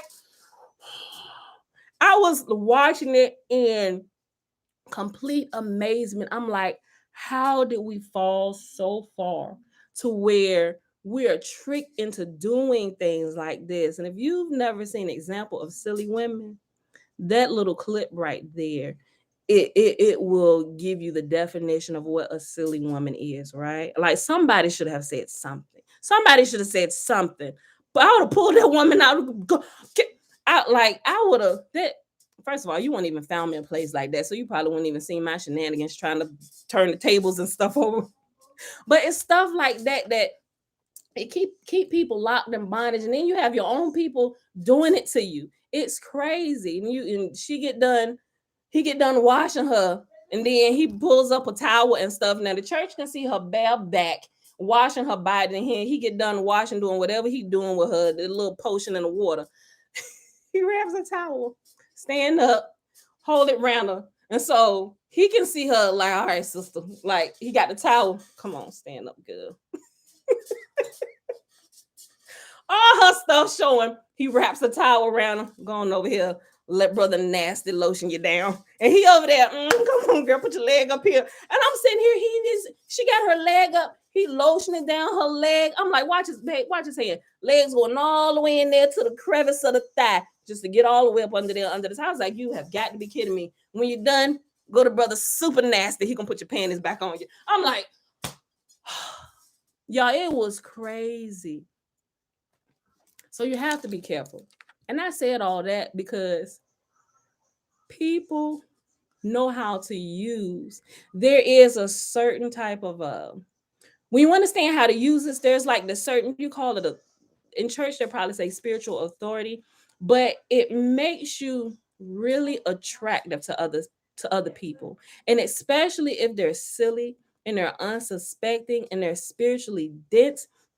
That's how a lot of pastors and preachers or whatever get trapped, or not trapped, they get caught up in all kind of sexual things while they traveling in church in the pulpit, because the women are drawn to that type of like authority, so to speak, but they don't realize what's really going on. But what happens is they know that some know they know what they're doing. right? And they literally will cast spells on you simply by the certain words that they're using when they speak to you. They're literally word spells that you can just speak. And a lot of time people kind of repeat it ignorantly. I know you can tell some, it was kind of hard. Well, it used to be hard. It's easy to tell somebody who's doing it on purpose and somebody who's just doing it like ignorantly, because there's it's just certain things I learned to pick up about people who actually know what they're doing and doing it on purpose. And those are the ones you gotta watch. You gotta watch out for both of them, but those are the ones who know how to manipulate the human mind and the emotions and stuff, especially with the music in the church and all this stuff. All of this plays on the emotions and throws the energies of the body out of balance, and it bypasses the guard on watch on the left side of the brain, right? You hypnotize the guard on watch. This the hemisync thing, right? Churches are using the hemisync process. They don't call it this, they call it something else, but I can clearly tell it's the hemisync, right? They're hypnotizing your left brain, the guard that's on watch. And one's like, wait a minute, hold on, that don't sound right. Wait a minute, cut that music off. I don't want to hear that crap. I need to hear very clearly what you're trying to say to me. No, cut the music back on, see, because you got to get the atmosphere right. You just got to feel it. No, you're trying to fool me. Cut the music off so my guard can stay alert, right? Because the guard on the left side of the brain, or the signals that's sent from the left, the right brain is just going to automatically do. There is no more further questioning from the right side of the brain. Whatever gets through the left brain, the right brain is designed to automatically assume that he has done his thorough job of screening the information that come in here, and everything that comes in here is orders from the captain. Yes, sir. Press that button. Yep. Go give all your money to the church. Boom, boom, boom. Yep. What? That's the orders. Okay. Well, hey, who are we to question? We know that you done thoroughly vetted them, not knowing that your guard on watch has possibly been hypnotized, right? And that's like the process that's happening inside the church. Our brains are being hypnotized. They're using like a reverse hemisync to bypass your friggin' common sense that would keep you from being in a position of being a silly woman or a crazy man, right? It happens on both sides.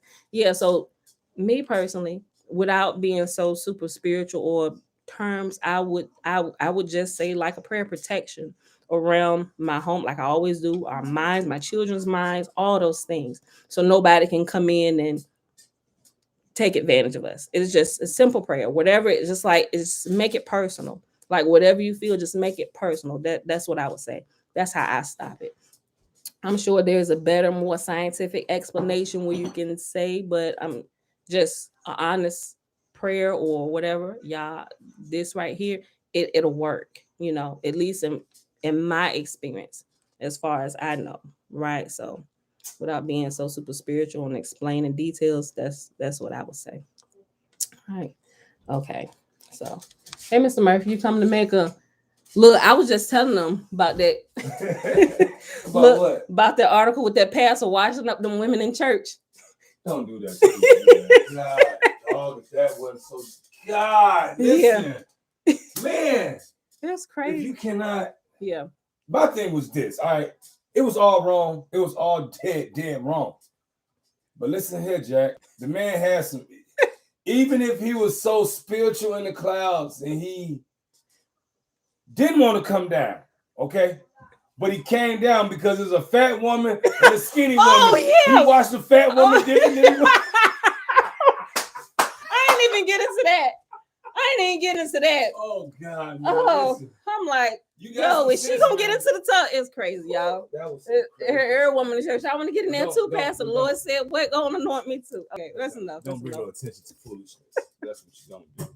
No, you don't bring attention. Seriously, though. And that's I know. Let me stop. That's something that people always do. They bring attention to things that should never be entertained. You know what I mean? Real talk. You don't entertain that. I mean, that's shame on the people that do it, but it'd be funny. I ain't gonna lie. I go in the corner, I crack up laughing, but then you get your game face on and you keep on keeping on, Okay. All right, y'all. I'm sorry. I should have never brought that up. Look. Not with me. I mean, I'm the wrong person to bring something up to. I mean, come on. All right. Right so was I wrong? I was giving them a definition. Who was talking about something? Giving them a definition of people taking advantage of you. And that was like the first example that came to mind. I mean, you let me take advantage of you? Don't start, Mr. Murphy. I'm very hypnosis. So, I mean, you know, I know how to hypnotize the best. Trust them. But no, I'm joking. I let you hypnotize me.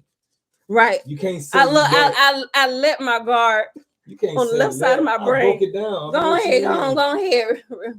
At ease, soldier. At ease. But hey, you can't say. Oh. If you could tell a person what they doing, why they doing it, and a person agree with you. Oh yeah, I mean, but still it's wrong. Even if somebody let you take advantage of them in a wrong way, you should have enough, like my mom would say, coof about yourself not to do it. Even if they wanted to do something wrong, but you should keep them from doing it. What did you say about integrity? What, Robert?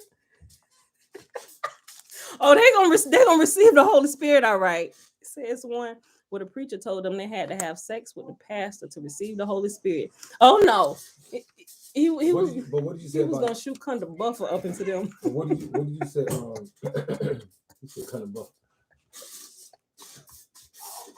Listen, that damn chest squeaking like you stupid, yo. Listen. Woo! Hold on. But what do you say about integrity, though? You gotta have it. No, integrity is. Oh, real integrity is what you do when nobody's watching, and that's the point. Yeah. You know what I mean? That people don't. Some people don't have that. Yeah. Because they don't want that. That'd be my main thing. You know what I mean? You gotta want certain things in life. You know what I mean? Not just because the norm is doing it, but just because. Mm-hmm. You know what I mean? You have to want that. Now, a blessed life is when what you do behind closed doors. You know what I mean? But it's never for people. But anyway. Yeah. But go ahead. But it's for our own benefit. Okay, y'all. Let me get back on track. I'm sorry. Sometimes I get off track a little bit. Charge it to the head, not the heart. Let me finish this. Hemi. Where we at? An hour, 30 minutes. Let me finish this. Oh, wait. Okay. Let me finish the hemi sync. Then it start like not numbers, but it stops with the numbers and go to the letters. I need you to do my scalp, man. I got you, babe. I'm almost done. Okay, let me go. Now that I done told all the different stories, let's go back through the hemi sync again. Just real quick. Okay, number 29. We're on page 22 of page 30. 29. Hemi sync introduced.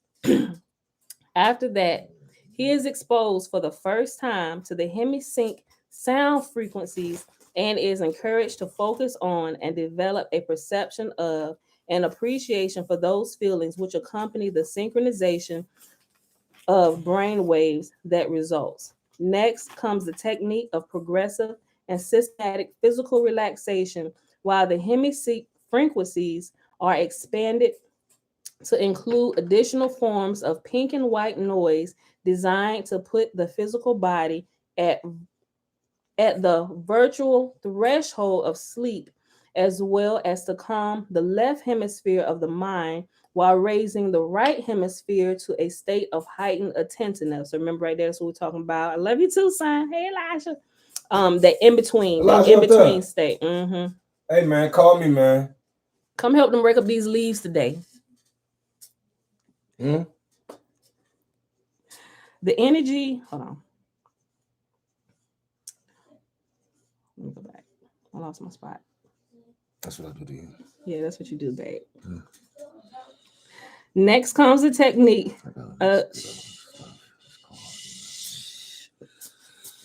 Go ahead, babe. Next comes the technique of progressive and systematic physical relaxation, while the hemi sync frequencies are expanded to include additional forms of pink and white noise designed to put the physical body at the virtual threshold of sleep, as well as to calm the left hemispheres of the mind, while raising the right hemisphere to a state of heightened attentiveness. Once all of this is achieved, the participant is invited to envisage creation of an energy balloon. Remember, we talked about the Merkabah.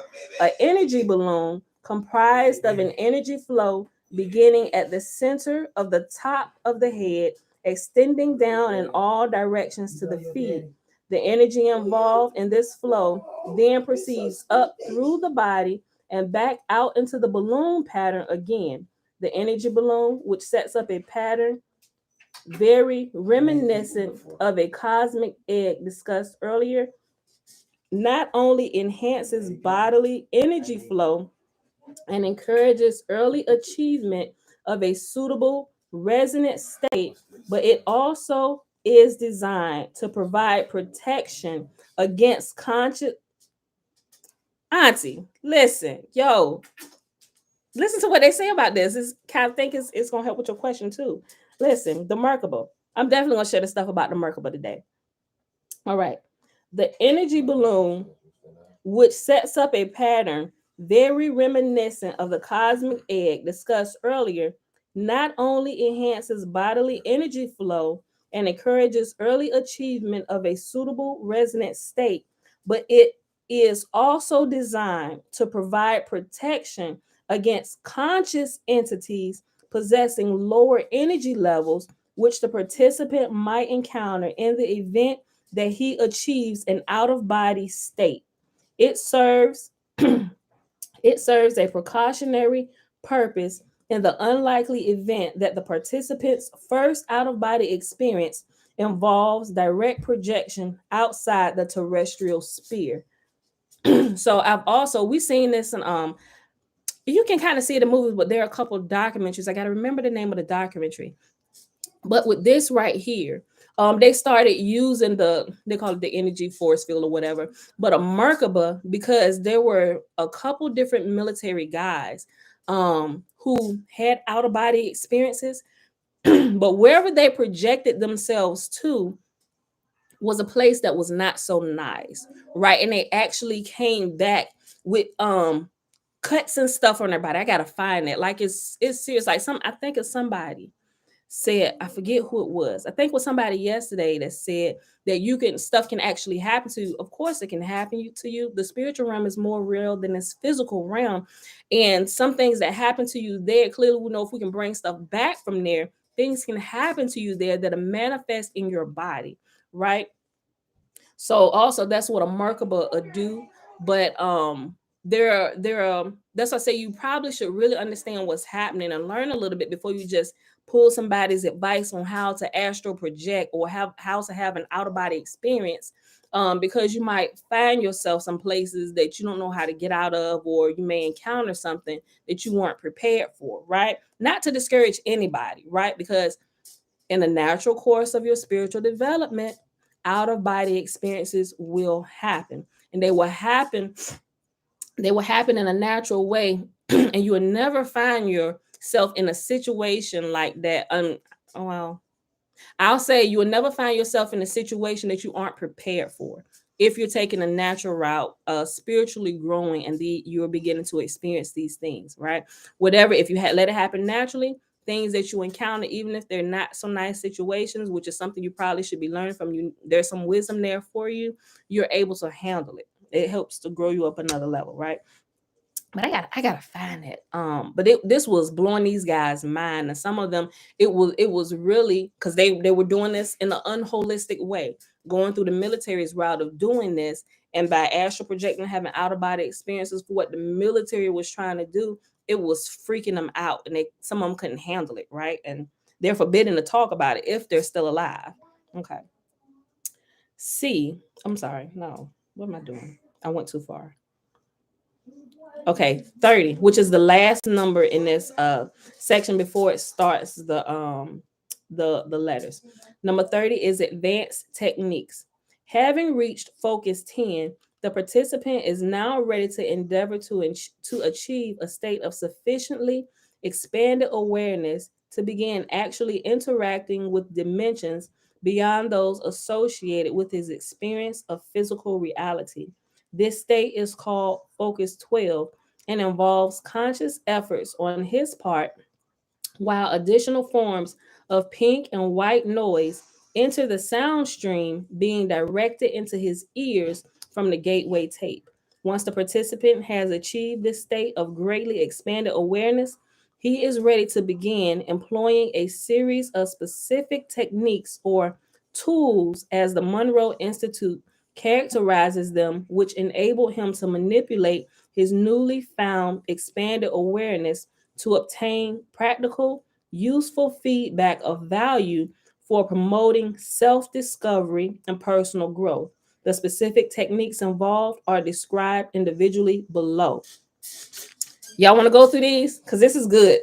This is really good, right? Because I just kind of talked about it a little bit. You can use this in a natural, holistic way to help yourself grow. You got questions that are stumping you here, whether it's on your job or issues with your home. How do I solve this? We keep running into this issue and we just don't know what to do. If you practice meditation, you can go right in there and get the answers to help you grow, to help you solve problems. Y'all want to read through some more? Or should I just save it for tomorrow? We'll pause right here. Y'all let me know. And if we do, we'll read through it. Let me see how many. Oh, this is all a part of number 30. Then it goes to 31. Should we read them? Y'all want to read them? Yes. Yes. Anybody? Bueller. First person gets it. We're at an hour 40 minutes. Y'all let me know. Yeah, that's enough for today. Or read through some of these things you can do. Bueller. Anybody? Yes. No. I'm letting y'all choose today. Yes. No. No. Pause right here. No answers. No. If nobody says yes, I'm going to pause it here for today. End it for today? Yes? Okay. Because I really wanted to read it, but I didn't want to hold y'all, but I know it's Saturday and everybody at home. Okay. Here's some of the things you can do. Okay. Number 1, or A, problem solving. Hold on. The specific techniques involved are described individually below. A, problem solving. This technique involves identifying fundamental problems which the individual wishes to see solved, filling his expanded awareness with his perception of these problems, and then projecting them out into the universe. In this way, the individual This way, the individual enlists the assistance of what Monroe Institute calls his higher self. In other words, his expanded consciousness to interact with the universal hologram to obtain the information required to solve the problem. Right? Like I was telling you earlier, just can I see the comments? I can't see comments on YouTube. Are y'all making more comments? Somebody say something. The last one I see is one. Hold on. It says yes by Kikuyu. Hold on. Oh, hold on. I didn't. They just popped in. I guess there was a lag. Okay. All right, everybody was saying yes, keep going. Okay, I'm sorry. Oh, it's people that came in. I couldn't even see nobody comment. Yay, South Shalom. Overstanding 777. See me. Hold on. Obedient to Yah. Hold on. Okay.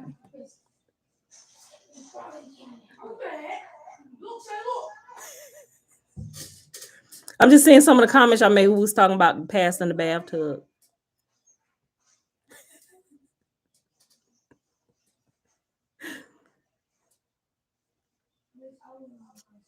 Okay. All right, I'm gonna keep going. Thanks, Shayla, because I couldn't. I don't know what was happening. It was frozen. Okay. All right. Okay. I just start over. Problem solving. This technique involves identifying fundamental problems with which the individual wishes to see solved, filling his expanded awareness with his perception of these problems, and then projecting them out into the universe. In this way, the individual enlists the assistance of what Monroe Institute calls his higher self, in other words, his expanded consciousness, to interact with the universal hologram to obtain the information required to solve the problem. This approach may be used to solve personal difficulties, technical problems in the realms of physics, mathematics, etc., practical administrative problems, and so on. And also, when we get over here, because he tested a lot of what we're reading at the CIA, which is why we're reading this before we start this, so you won't just see, oh, it's just one lone scientist. How can we back this up? I'm glad before we actually started reading this, we came across this document so they can show you real life tests and things that was happening. He's a nuclear physicist, and he's going to share some different instances about some of the problems he was having with his work. And he simply just went home. When he got off of work, um, he went home and did meditation for about 20 minutes. He got so good because he did it so often that he figured out a way how to get into a meditative state even with his eyes open. Even when he's at work, he just need to take a couple minutes so he can get it done right there. If it was a pressing problem, he practiced meditation so much, and he yes, sir. He interacted with it so much that he really refined himself to where he didn't have to wait till he got home to meditate to get answers to some of the pressing problems that they needed to have solved at work for projects that they were working on. Right, it's some awesome stories in there. Some of the things that even with his child, some of the things that he was teaching his child. Children can do this naturally. If we're unaware, children be astral projecting all the time, right? And sometimes they come tell us stuff and we think, oh yeah, oh, you nice dream. No, I'm telling you, they will actually naturally, it happens to children having out of body experiences and stuff. And a lot of time we don't really be paying attention or we ignore them, but it really be happening to them, right? We just kind of grown dumb through the years and bogged down with a bunch of garbage and we can't even recognize what's happening. Okay. So he's going to give some more details and show you how that works, right? And clearly, if you practice it, we know it works. I know it works, right? So that's why I'm like, y'all got it. If y'all don't know this information, y'all have to hear this. Okay. This is the type of stuff that should be taught to people in church, right? Let's get on with the getting on. This approach may be used to solve personal difficulties, technical problems in the realm of physics, mathematics, etc., practical administrative problems, and so on. Responses to the problem solving techniques may be received almost immediately, but often they come based on developing intuition over the next 2 or 3 days.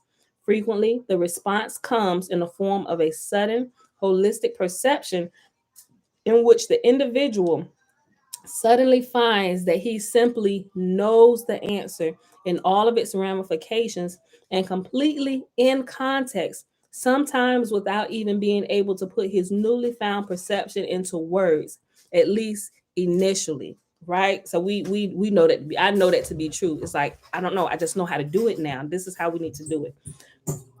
In some cases, the response may even arrive in the form of visual symbols, which the individual will see with his mind while he is in the focus 12 state, or the in between state of consciousness. When you're waking up from deep sleep to being fully awake, that in between state, they call that the focus 12 state.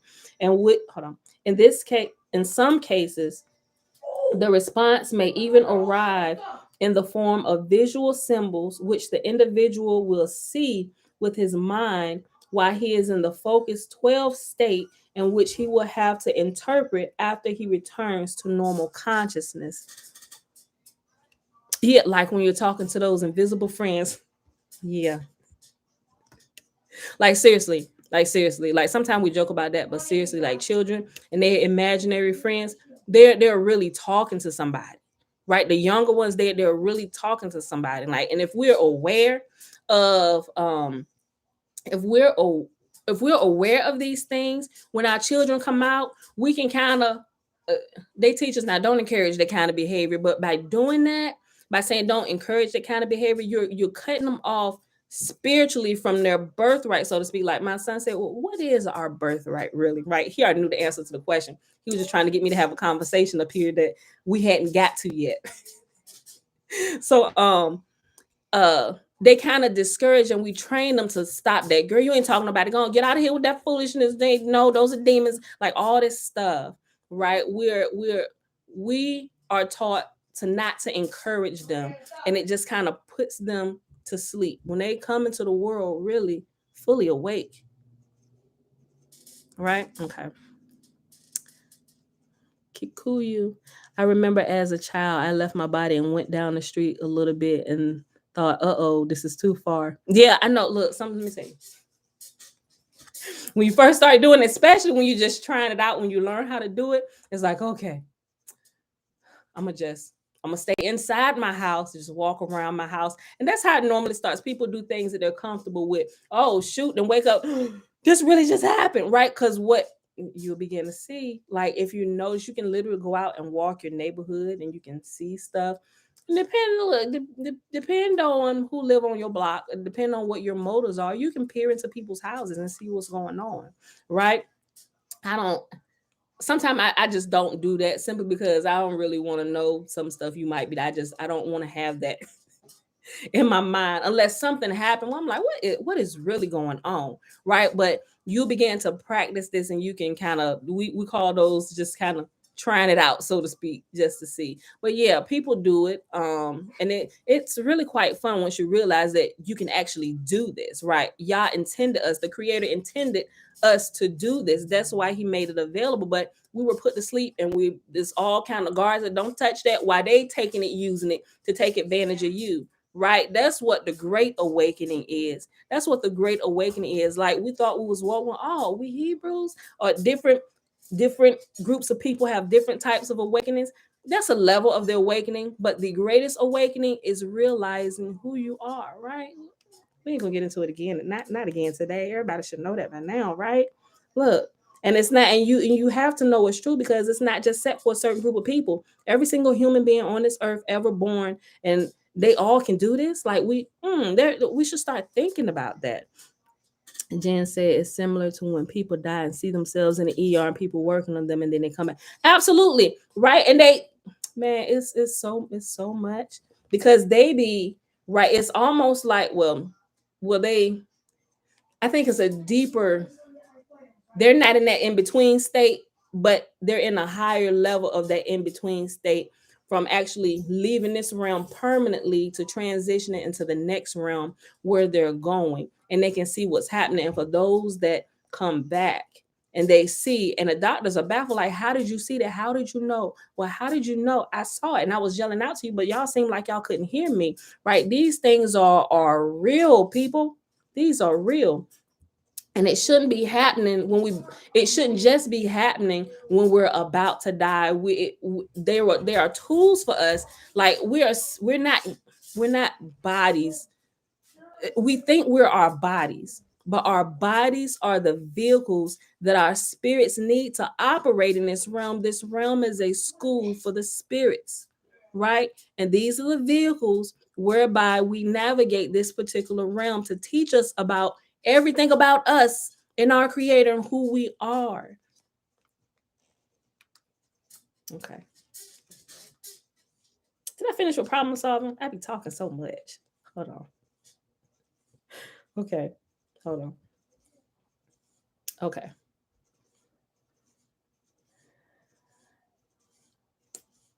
Let me go back up.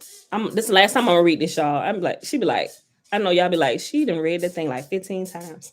But I gotta keep my train of thought going on, so I gotta read it over. All right. Problem solving. This technique involves identifying fundamental problems which the individual wishes to see solved, filling his expanded awareness with his perception of these problems, and then projecting them out into the universe. In this way, the individual enlists the assistance of what Monroe Institute calls his higher self. In other words, his expanded consciousness, to interact with the universal hologram to obtain the information required to solve the problem. This approach may be used to solve personal difficulties, technical problems in the realms of physics, mathematics, etc., practical administrative problems, and so on. Responses to the problem-solving technique may be received almost immediately, but they often come based on developing intuition over the next 2 or 3 days. Frequently, the response comes in the form of a sudden holistic perception in which the individual suddenly finds that he simply knows the answer in all of its ramifications and completely in context, sometimes without even being able to put his newly found perception into words, at least initially. In some cases, the response may even arrive in the form of visual symbols which the individual will see with his mind while he is in the focus 12 state, and which he will have to interpret after he returns to the normal I'm sorry.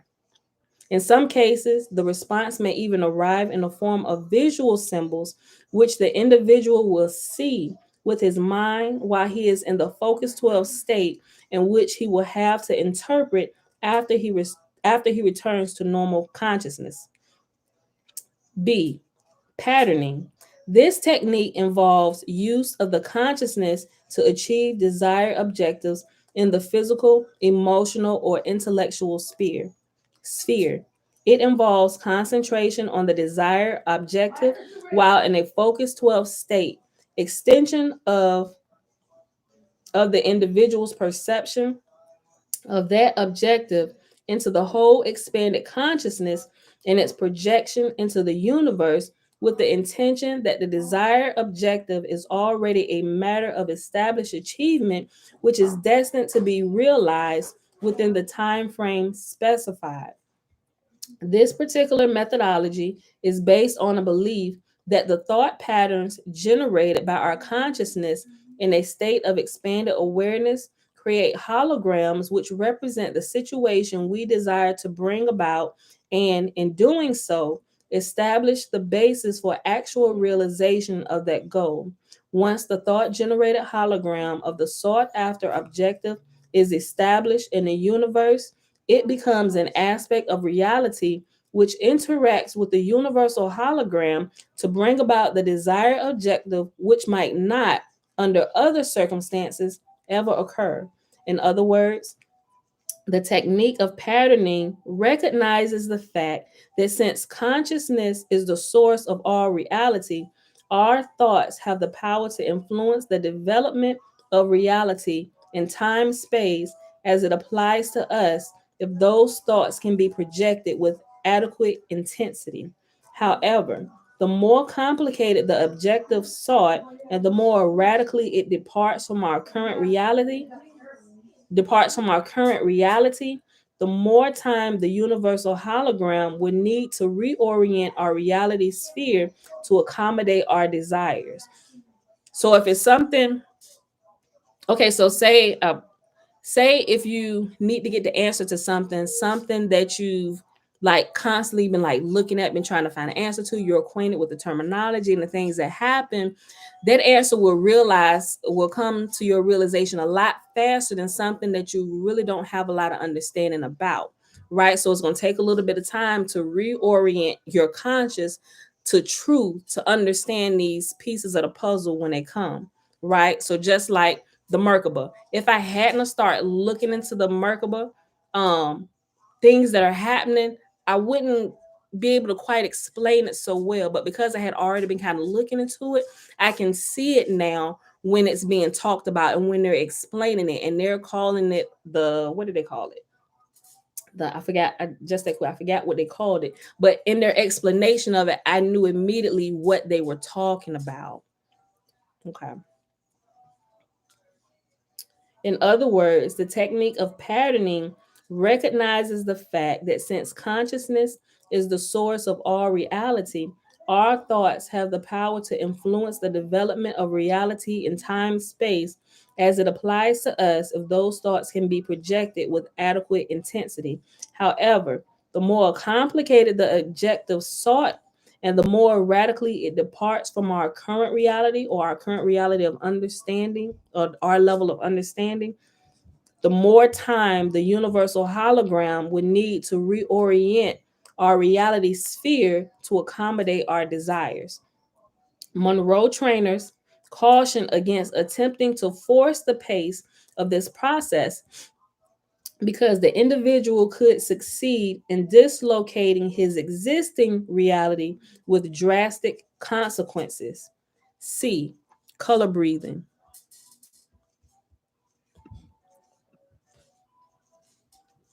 The next technique is called color breathing and is designed to use the expanded awareness and highly focused attentiveness associated with the focus 12 state. Remember, the focus 12 state is that in between state when you're waking up from sleep and you're fully conscious, that in between state. They call it focus 12.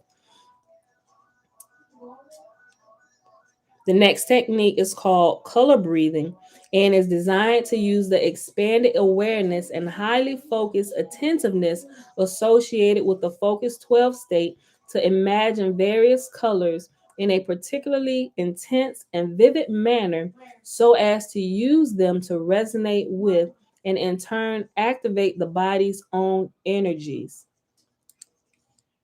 One more interjection. There's a movie on Netflix called Colors, and it's about this girl who has who realized that she has like these superpowers going on and she doesn't know how to control them. And her mom all her life been trying to tell her, don't do this, don't do that. But come to the end of the movie, not realizing her mom completely understood what was going on, she would see colors. I think that, I'm gonna show y'all too. I know I've been getting y'all a lot of stuff, but I'm trying to help y'all see visuals to kind of understand it a little bit better. And I think the easiest way to do that for us right now is like movies that I've come across that you can kind of see these principles. And a lot of times, especially if you're not aware of this information, you just think it's a source of good entertainment. But I think colors will help you understand this section of what they're talking about here. Okay. Fundamentally, in terms of practical application, it is a healing technique which is designed to restore the body and to enhance its physical capabilities by balancing, revitalizing, and retuning bodily energy flows. It is predicated on the principle that the body's electromagnetic field is capable of altering its resonance pattern so as to entrain energy from the Earth's electrostatic field for its own use. The various colors envisaged in the imagination as a part of the technique cue the mind as to the frequencies and what specific amplitudes are desired in connection with this entrainment and the subsequent alterations in the body and the bodily energy flow patterns. That color has the capacity to affect the human mind. Hold on. That color has the capacity to affect the human mind is well known, and the effectuality of color in certain kinds of healing is a demonstrable fact. For example, application of an intense blue stop. It's intense. Listen, Let me get that. the color has the capacity. Let me touch it. James Murphy, stop it. Let me touch it. Go ahead, I'm sorry. Okay. The various colors envisaged in the imagination as part of the technique cue the mind as to which frequencies and what specific amplitudes are designed in connection with this entrainment and the subsequent alterations and bodily energy flow patterns.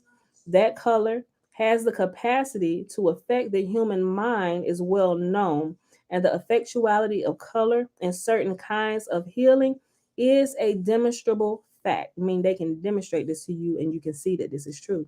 For example, application of an intense blue light to an area of physical tumescence leads to a relatively rapid and easily observable reduction in the swelling, while red, and to the lesser extent, yellow, have quite the opposite effect. However, in the hemi-sync application of the technique, external light sources are not involved, but rather the mind is the sole agent of the healing and revitalization. Okay, where we at? Okay, it goes up to H, y'all. And so we at D. So I'm gonna finish and we're gonna pause at H. D, energy bar tool. Like energy bar, BAR, energy bar tool. Magic wands and enchanted scepters have been part of the folklore and occult practices of many cultures.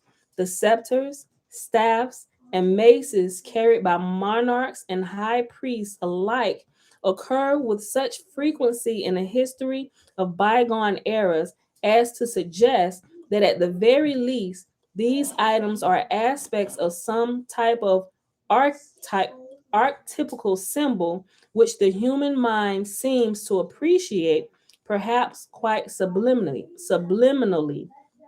In any case, The energy bar tool technique involves envisaging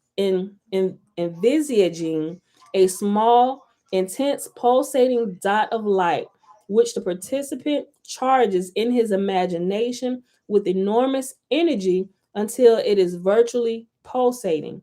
The participant then extrudes the dot into the shape of a sparkling, vibrating cylinder of energy, which he then uses to channel force from the universe to selected parts of his body for the purposes of healing and revitalization. So some people use wands or external things. Yeah, fast color. Thank you. Thank you. Obedient C.I.A. That's the movie. I said colors, not colors. I think that's the gang movie. Mom, yes, babe. I fold my stuff up. Okay. Very good, baby. Fast colors. I would have figured that out. But thank you for that. Colors, colors, colors, colors, colors. Not the gang movie. Some of y'all probably thought I was talking about the gang movie, but thank you for that. Okay. E, remote viewing. In addition, the energy bar tool is used as a portal for initiating a follow on technique called remote viewing. In this context, the participant turns his bar of energy into a whirling vortex through which he sends his imagination in search of new and illuminating insights. The apparent purposes of the symbols involved in such vortex seems to be cue seems to be to cue the subconscious and convey to it instructions as to what the participant wishes to do, but in terms of nonverbal symbols which the right hemisphere of the mind is capable of understanding. F, living body map. This technique provides amplification for application of the energy bar tool as a means of healing specific areas or systems of the human body. The configuration of the participant's body is imagined, and then the various major systems, such as the nervous and the circulatory systems, are envisaged in appropriate colors within the confines of the outline being held in the imagination. The energy bar tool is then applied to energizing, balancing, and healing in whatever manner the participant desires. So they will probably be imagining the colors of their chakra going up and down their body. So if you wanted to work on healing your throat chakra, you would imagine the what color is the throat chakra? Blue? I think it's blue. I could be wrong. I don't have them all down yet. I think it's blue. So you would imagine you are focusing and think about your throat chakra, the area, and all the things in your body that's labeled under the throat chakra, like your vocal cords and the ability to swallow, to speak, anything that has to do with the voice. Say if you wanted to heal that, or maybe you got like strep throat or something, or you're a singer and you then blew your voice out or something. There's a way that you can do that without like using medical drugs. You can actually use the energy within your own body, and it's during meditation. You can literally just think about it, focus on that part of your body, think about your throat area and everything involved with that. You can look in the medical book, A&P book, and find out everything that's in there, or you can find a chakra chart and it'll tell you the bodily organs that are associated with this particular chakra or this particular energy center or energy wheel within your body. Just think about that, focus on that, and think about it healing. And then you can also think about that blue light, whatever light is associated with whatever portion of your body you're trying to heal, and just imagine it radiating, and pulsating. And it goes from like a dark color, a darker color, like dirty colored lights or whatever.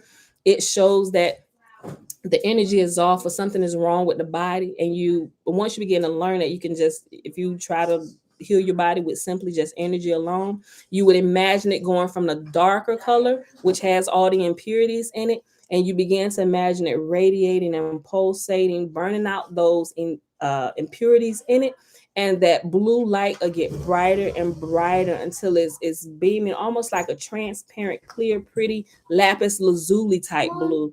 And when you get it to that point, imagine that you're healing for that, whatever that is complete. Yes, baby. Go ahead. You can pull it out. So that takes some practice.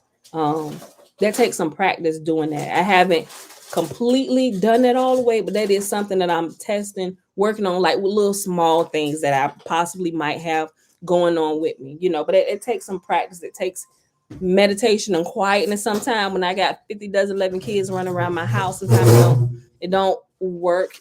I have to do it in the house asleep, and sometimes I just fall asleep. So, okay. The energy bar tool is then applied to let me go back. Hold on. Living body map. This technique provides amplification for application of the energy bar tool as a means of healing specific areas or systems of the human body. The configuration of the participant's body is imagined, and then the various major systems, such as the nervous and the circulatory systems, are envisaged in imagination. Hold on, I'm sorry. The nervous and the circulatory systems are envisaged in appropriate colors within the confines of the outline being in the hold on. I gotta go back. There you go. Thank you, Mommy. You're welcome, Tootie.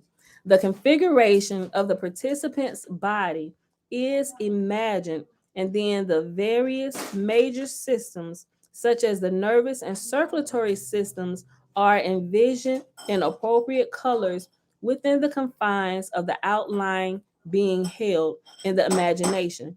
The energy bar tool is then applied to energizing, balancing, and healing in whatever manner the participant desires.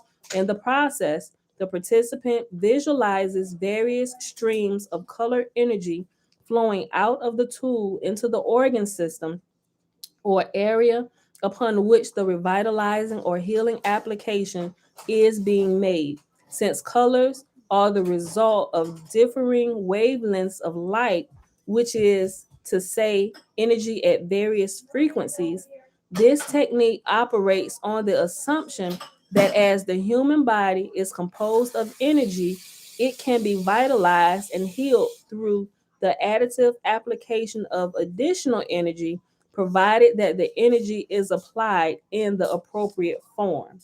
All right, y'all, we got two more, G and F. G is focus 15, travel to the past. All of the preceding techniques are conducted at the level of expanded awareness known as focus 12. However, the technique of time travel into the past involves further expansion of consciousness through the inclusion of additional levels of sound on the hemisync tapes. Some of the sound is probably merely an intensification of the basic hemisync frequencies being designed to further modify brainwave frequency and amplitude. Other aspects of the added sound patterns appear to be designed to provide subtle, almost subliminal suggestions to the mind as to what is desired by way of further expanded consciousness, so as to support the verbal suggestions and instructions also contained on the tape. Even the instructions are highly symbolic. With time, hold on. Even the instructions are highly symbolic, with time being visualized as a huge wheel in the universe with various spokes, of which gives access to a different part of the participant's past. Focus 15 is a very advanced state and is extremely difficult to achieve. Probably less than 5% of all participants in any given gateway experience actually fully achieve the Focus 15 state during the course of the approximately 7 days of training.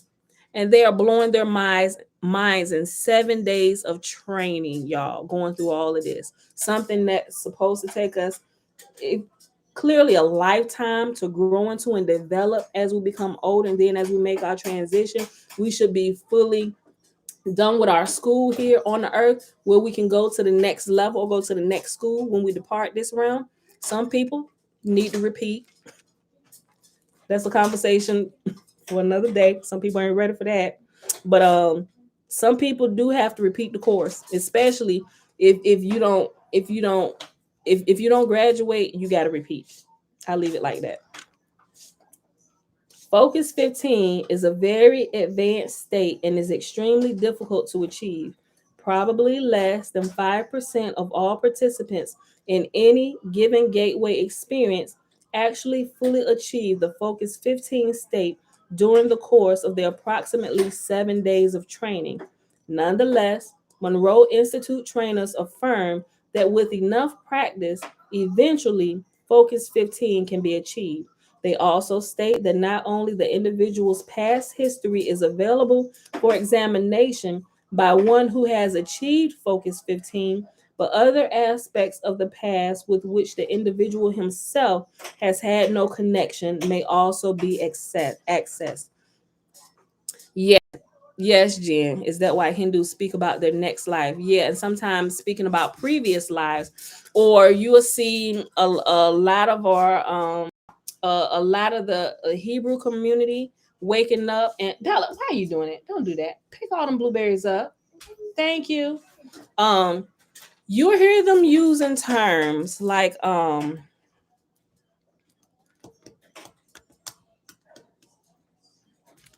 you'll hear people talking about communicating like with their ancestors, right? Stay with me.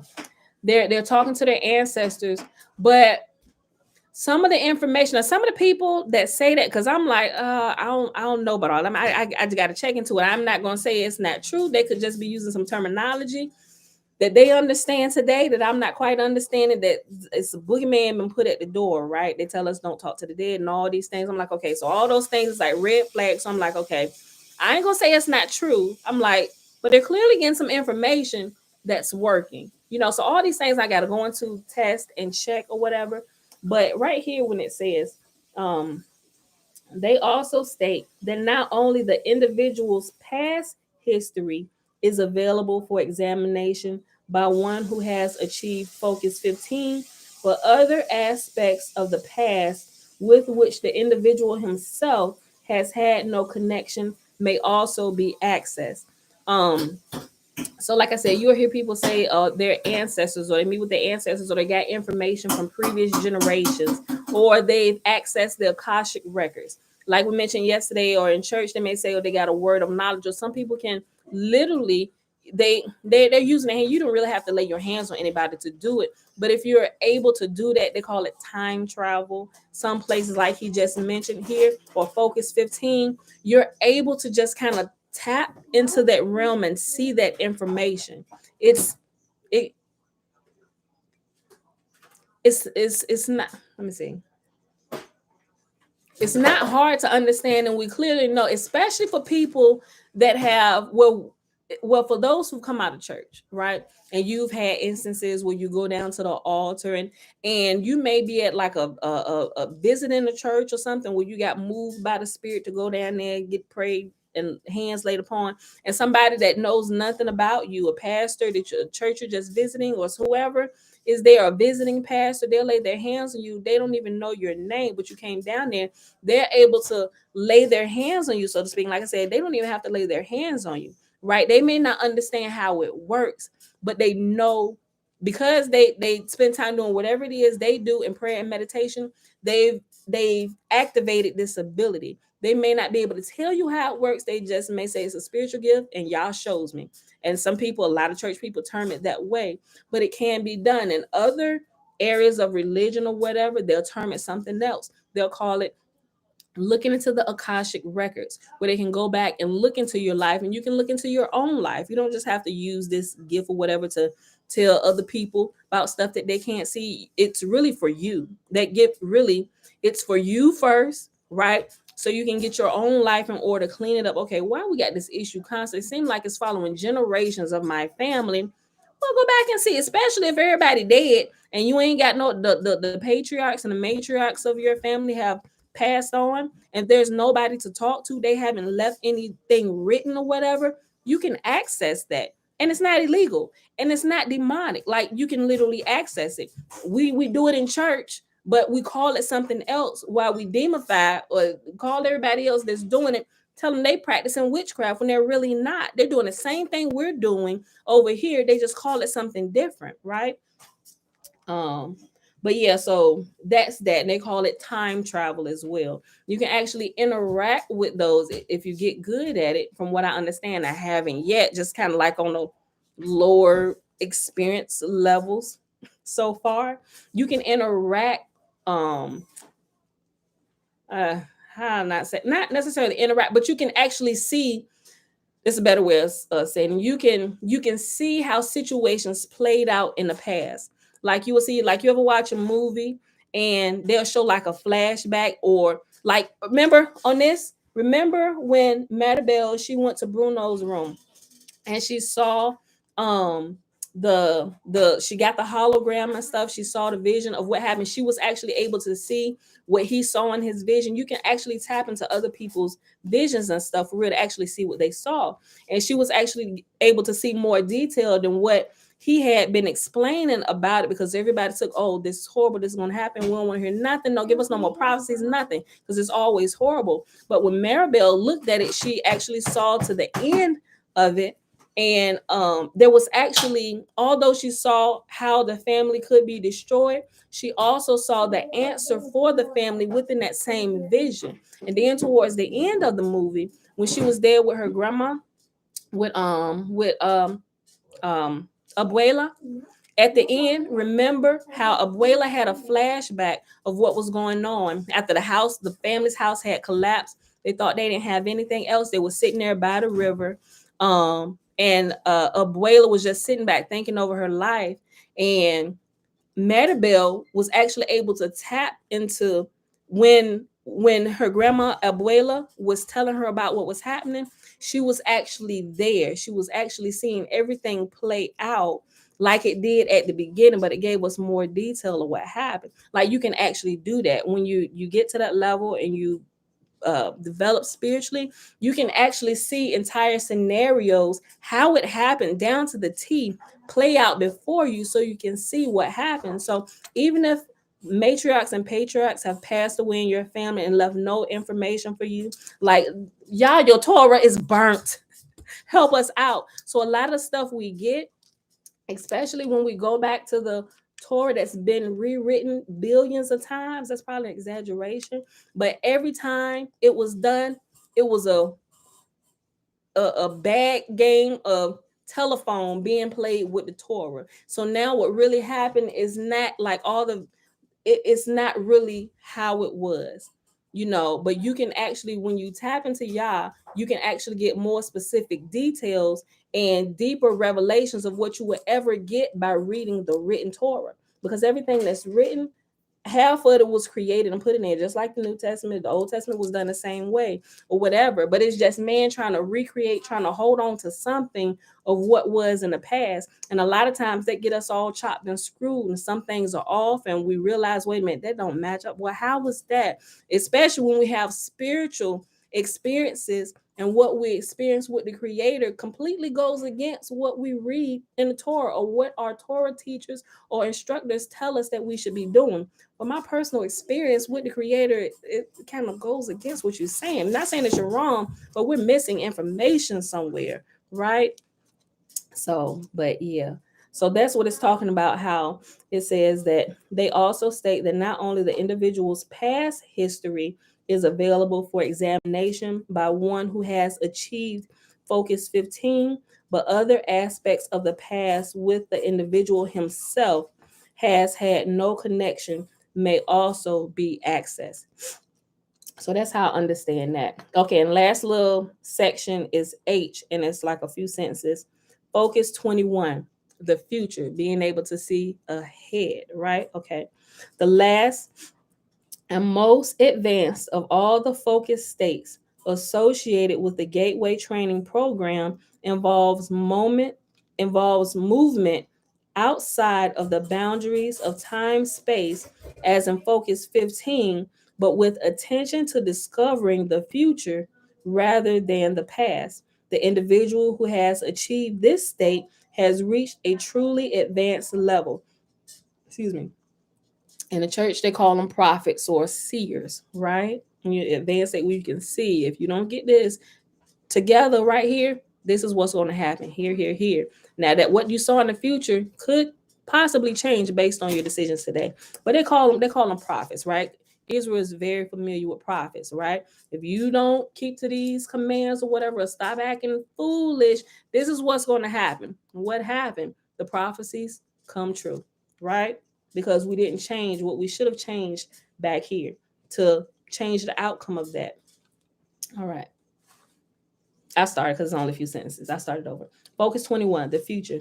The last and most advanced of all the focus states associated with the Gateway Training Program involves movement outside of the boundaries of time space, as in Focus 15, but with attention to discovering the future rather than the past. The individual who has achieved this state has reached a truly advanced level, except in unusual circumstances it is probably not attainable except by those who have conditioned themselves through long application of meditation, or by those who have practiced long and hard thorough use of the hemi sync tapes for a period of months, if not years. And clearly we can see that also in the lives of prophets, because they're separated from people. They spend probably out of all the ministry gifts or the ministry offices or whatever, those are the ones who probably spend more time off in secluded places, meditating and in prayer with Yah, right? So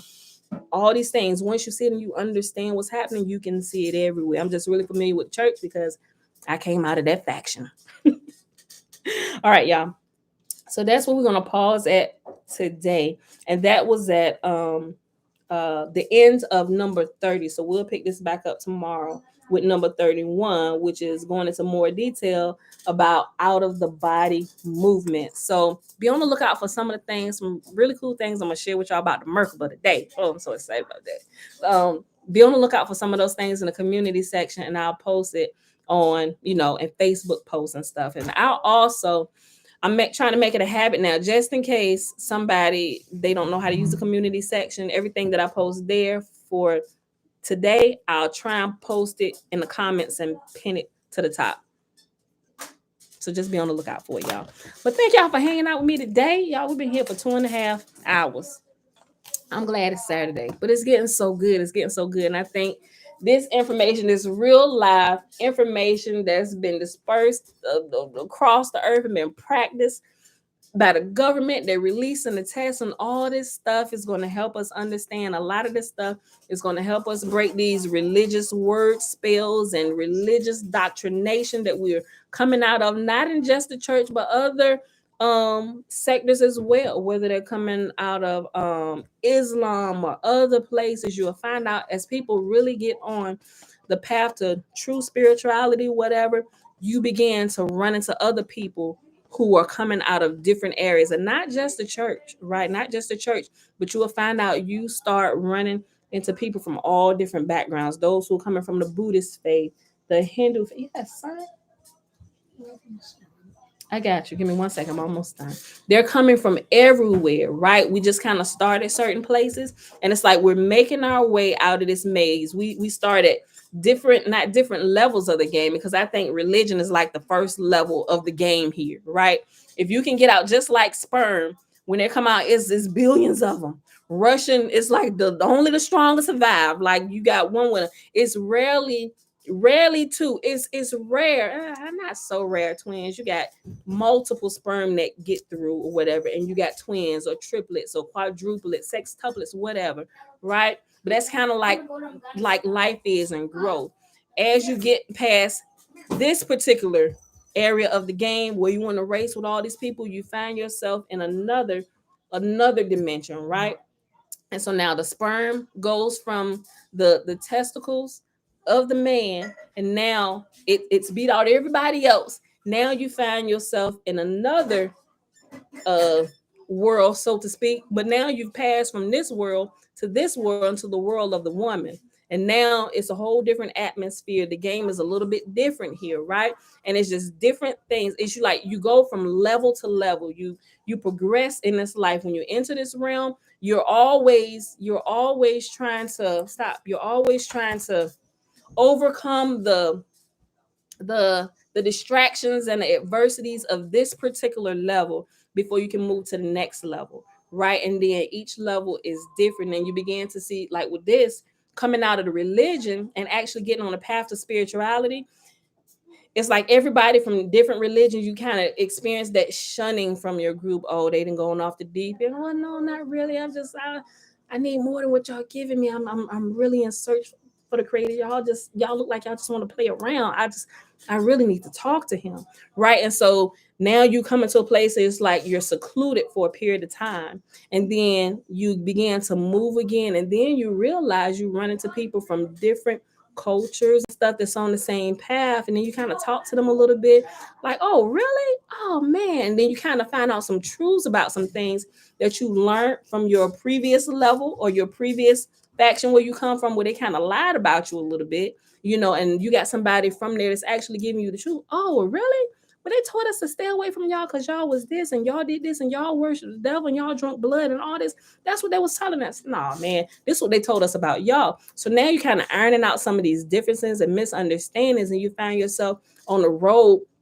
You realize that you guys are on the road to the same place, to find the same creator, the creator of everything, right? And you just meet different people and you begin to grow. And a lot of the things that you learned previously, you just got to kind of let those things fall away, because if you try and hold on to a lot of those things, it's going to hinder your growth. It's going to stunt you, right? um Jen, can I share what you shared with me? You still here? Look, I'll wait till you say yeah. I want to share something she shared with me yesterday. You still here, Jen? The last email that you sent me. I'll wait for your answer. Yes. Okay. Okay. So Jen, she been with us for a little while now, right? And so she said she had started, like when she first started praying in tongues. Remember, we talked about tongues. Church called it praying in tongues. Other cultures call it chanting or what have you, right? But you're essentially doing the same thing. A lot of times you may start, some people start off with like a full fluent language. Some people may start with a syllable, couple syllables, and build up the more they practice that and they pray, right? But what's happening, it's simply a tool to focus you so you can literally tune yourself to the creator's voice. Really, it's simply all what it is, just a bare bones, make everything simple without getting to the details. But that's what it's doing. So she said she had started and her very first time was like 2015, right? So I guess over the years it had kind of been like sporadic or whatever. But when she had actually come upon my channel, and we had the last book we read, The Walk of the Spirit, The Walk of Power, where we was given the Christian interpretation of what it is, but the principles are still there. Even though it's a bunch of Christian talk, the principles are still there, right? And they'll work. So she had been practicing it. And so she has been having, in her times of prayer in her prayer closet, she's been having like right away having supernatural things happen with her, right? And so when she emailed me the first time telling me what happened, I'm thinking like, oh snap, this type of stuff shouldn't be happening at this level. But what she told me at the end of the email, she said, here's the kicker: I've also been adding fasting to it, which explained to me why some of the supernatural experiences she was having were happening so fast, because she added fasting to her prayer, and she was also praying in tongues and meditating, so it was happening faster, and supernatural things are happening to her while she's in her prayer closet, right? I'm like, oh snap. I'm thinking while I'm reading her, I love to read her emails. So this most recent one she sent, she thought that there was a problem. And so as I was reading it, I knew exactly what she was talking about. And a lot of us that come out of the church and we transition over into the Hebrew roots, and as we start working through this whole thing about the name of Jesus and what his name really is and how we should pray and whether we should pray the three, while we're going through this process, we're also looking at the Bible a little bit different. Okay, well, maybe we're just gonna put away the New Testament and we're just gonna read through the Torah. But then it comes to a point where you're reading the Torah. If if you're reading the Torah along with, here's the key, along with actual praying, meditation, and praying in tongues, if you're doing all those things simultaneously, your growth is going to happen a whole lot faster than what it would for people who's just simply maybe just reading the Torah and sporadically praying and just do a morning prayer. Thank Father, whatever. Let me have a good day. I see you this evening when I'm about to go to bed. If you're doing more than that, your spiritual life tends to progress a whole lot faster and supernatural things begin to happen. So what began to happen to her was while reading through Torah, reading through scriptures or whatever, what she was experiencing in her prayer closet, in her prayer time, and experiencing the Most High talking to her and showing her things and actually having physical manifestation of things happening to her. She said when she come back to reading the scriptures, she said it's almost like there's a disconnect.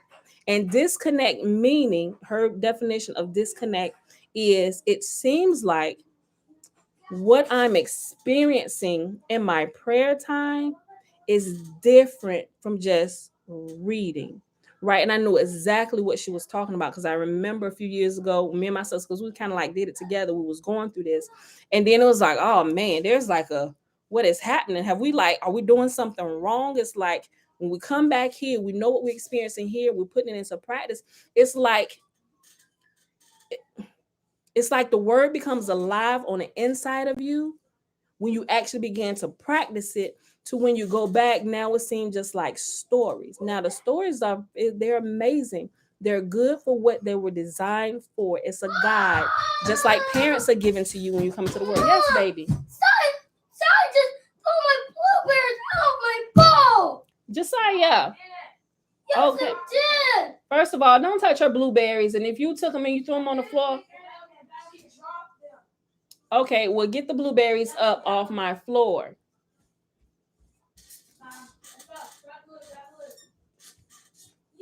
So, what begins to happen is your experience becomes a little more rich, and it's like, man, it's like I'm coming back here. It's like, where's all this? And you begin to feel like, okay, is something wrong? And am I being Josiah?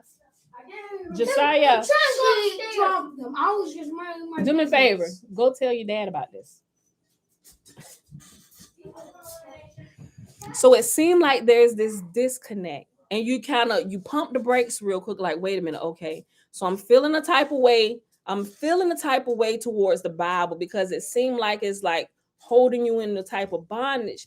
And then it's like you feeling the type of way. It's like, oh, okay, is this right? But I know you're real. I'm feeling this. It's like coming alive. But it's like, okay, let me find this in the Bible. Yes. Okay, calm down, Sudie. We'll handle this in a minute because I'm about to end this video. I'll call you back in here in a second. And you're trying to understand what's happening, right? It's like, okay, like I know Torah. We stick with Torah. Torah has helped me all this time, right? And it's like, oh, okay, but I know this is real. What is happening? And it seems like it's a disconnect, and it causes you to pause, right? And you should, right? At least you should recognize, you should notice that it's there. Some people be like, okay, well, this must be wrong. Let me go back to reading Torah. Not that you shouldn't read the Torah. Get what I'm saying? Stay with me. Stay with me. Stay with me. Not that you shouldn't read the Torah, because you should. It's a good guide to help you along the path in your spiritual walk to get back to the Creator. It's like a guide, somebody holding your hand until you can see the road that you're supposed to walk. When you can see the road, you've made eye contact, communication with the Creator. You don't need me anymore. I'm going to go back and help the next one. You should go walking on with the Creator. You'll even see it, and although a lot of times I'll be talking about the New Testament shenanigans, you can read in First John, where it talks about you don't have need of any man to teach you anything, but the spirit that the spirit that resides in you will lead you and guide you in all truth. The Spirit of Yah will lead you and guide you if you will allow Him. But a lot of times we like to take Him and put Him back in the box. Okay, show me, Yah. Show me here, and He will show you a lot of things. There are, at least from my understanding, my experience, because I'm just like double checking everything. I ain't trying to get off. Okay, it did clearly I should be able to see this somewhere in Torah, and He'll show me right somewhere. And I was like, oh snap, Okay, I see that. So and then it'll comfort me a little bit longer. But what's happening is when you feel that um like you're going through that phase trying to figure it out, Yah is really trying to take you to another level, because the Torah is trying to tell you about you have finite man writing about a, a a creator who can't be contained, and we're trying to contain him in these few pages of the book and be like, everything you're gonna need is from here. I don't think everything you need, you're going to get it from there.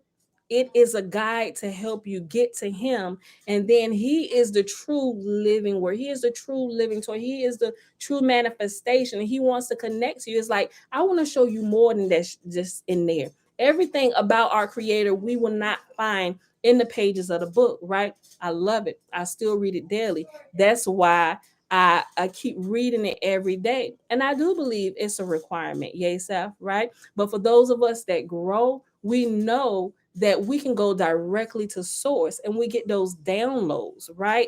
It's just levels of growth where you're at, right? So I was telling her, I said, don't be discouraged. I said, that's what that is. And when me and my sister realized, I was like, oh, okay. She was like, well, I'm let's just grow and go, right? But I think Torah, I keep Torah and I continue to read Torah before we do anything else, just to make sure we understand the rules of the game, so to speak. So we know how to catch ourselves if we seem to be getting off. It's like this it's a guide where we can go back and check just to make sure we're still trekking on the right path, right? It's just like the rules, right? Parents give a Torah in their house. You got rules. When you're a certain age, you're not to do this. Like I said the other day, you can't cook on my stove. Why? You're too young, right? Or some people don't say it because I said so, right? Just don't do it, right? But they have reasons why they tell you not to do certain things. But as you get older, you'll realize that although those rules are still there and they apply to the younger children, you become of age now and you get a little bit more freedom. Not that you no longer have to follow the rules or the rules of safety while cooking, because you do. Now you just don't need the taskmaster, the school teacher, the warden standing over you saying no, no, no, because you're immature, you're still ignorant of the latter principles of what could happen with the stove. You could burn yourself, you could smoke the house out, cause everybody to die of smoke inhalation. You could burn the house down, not only our house, but you could kill the neighbors too. Because if it's catch on fire, what if it's late at night? And then everybody's sleeping, nobody here there. What if everybody's sleeping deep that night? Now you can kill the whole block of people, right? So there are certain, and that's what the Torah is. There are certain restrictions and requirements until we become of age and we can walk freely with the Creator. Because when we get to that point where we can walk freely with the Creator, we're not going to violate those rules anyway. So it's not like we're doing away with the Torah. Torah is in us. We would never violate Torah, but we don't have to be held on a leash, so to speak, like younger ones do that haven't understood, that are just kind of coming in learning about things. We know how not to violate rules, right? So that's essentially what's going on. And a lot of time when people get there, it's like, oh man, okay. Well, maybe I shouldn't be doing this because this, but it's like Yah's trying to call you to a deeper level of communication with him. It's like, okay, right here. And you can do that. Like you can really do that. You can pray in tongues, and you can read the Bible, and it will expand your knowledge of scripture. I see, food. It will expand your knowledge of scripture, which is why it took me so long, because I was like, yep, you're gonna give me, just get right to me right here through Torah. Right. But I find myself back at that place again. It's like, okay, there we can expand it. You want to stay in Torah, because I'm saying right in Torah. I'm that one. Okay, show it to me. Well, okay, now, let me see it in Torah though. Let me see it in Torah though. Right. And I ain't talking to nobody else. I'm talking to y'all. Like, look here, hard-headed girl. I was like, okay, so help me. It's like it's in you. Like when you've just grown in love, like you're just not gonna do anything to violate the Creator's commands, and you're not gonna violate other people, because love is being developed in you, and you move out of love anyway. So that's at this point, that's the best way I can explain it, right? So Make sure y'all truly understand my heart when I'm talking about this. We're never discounting Torah. It is our guide. It's our mom and our daddy, right? We're never dishonoring. No, it cannot be your whole thing. We're never going to dishonor, disrespect our parents, right? And Torah is our parents, like a parent to us, right? Yeah. It's 2022. We don't have time for shenanigans.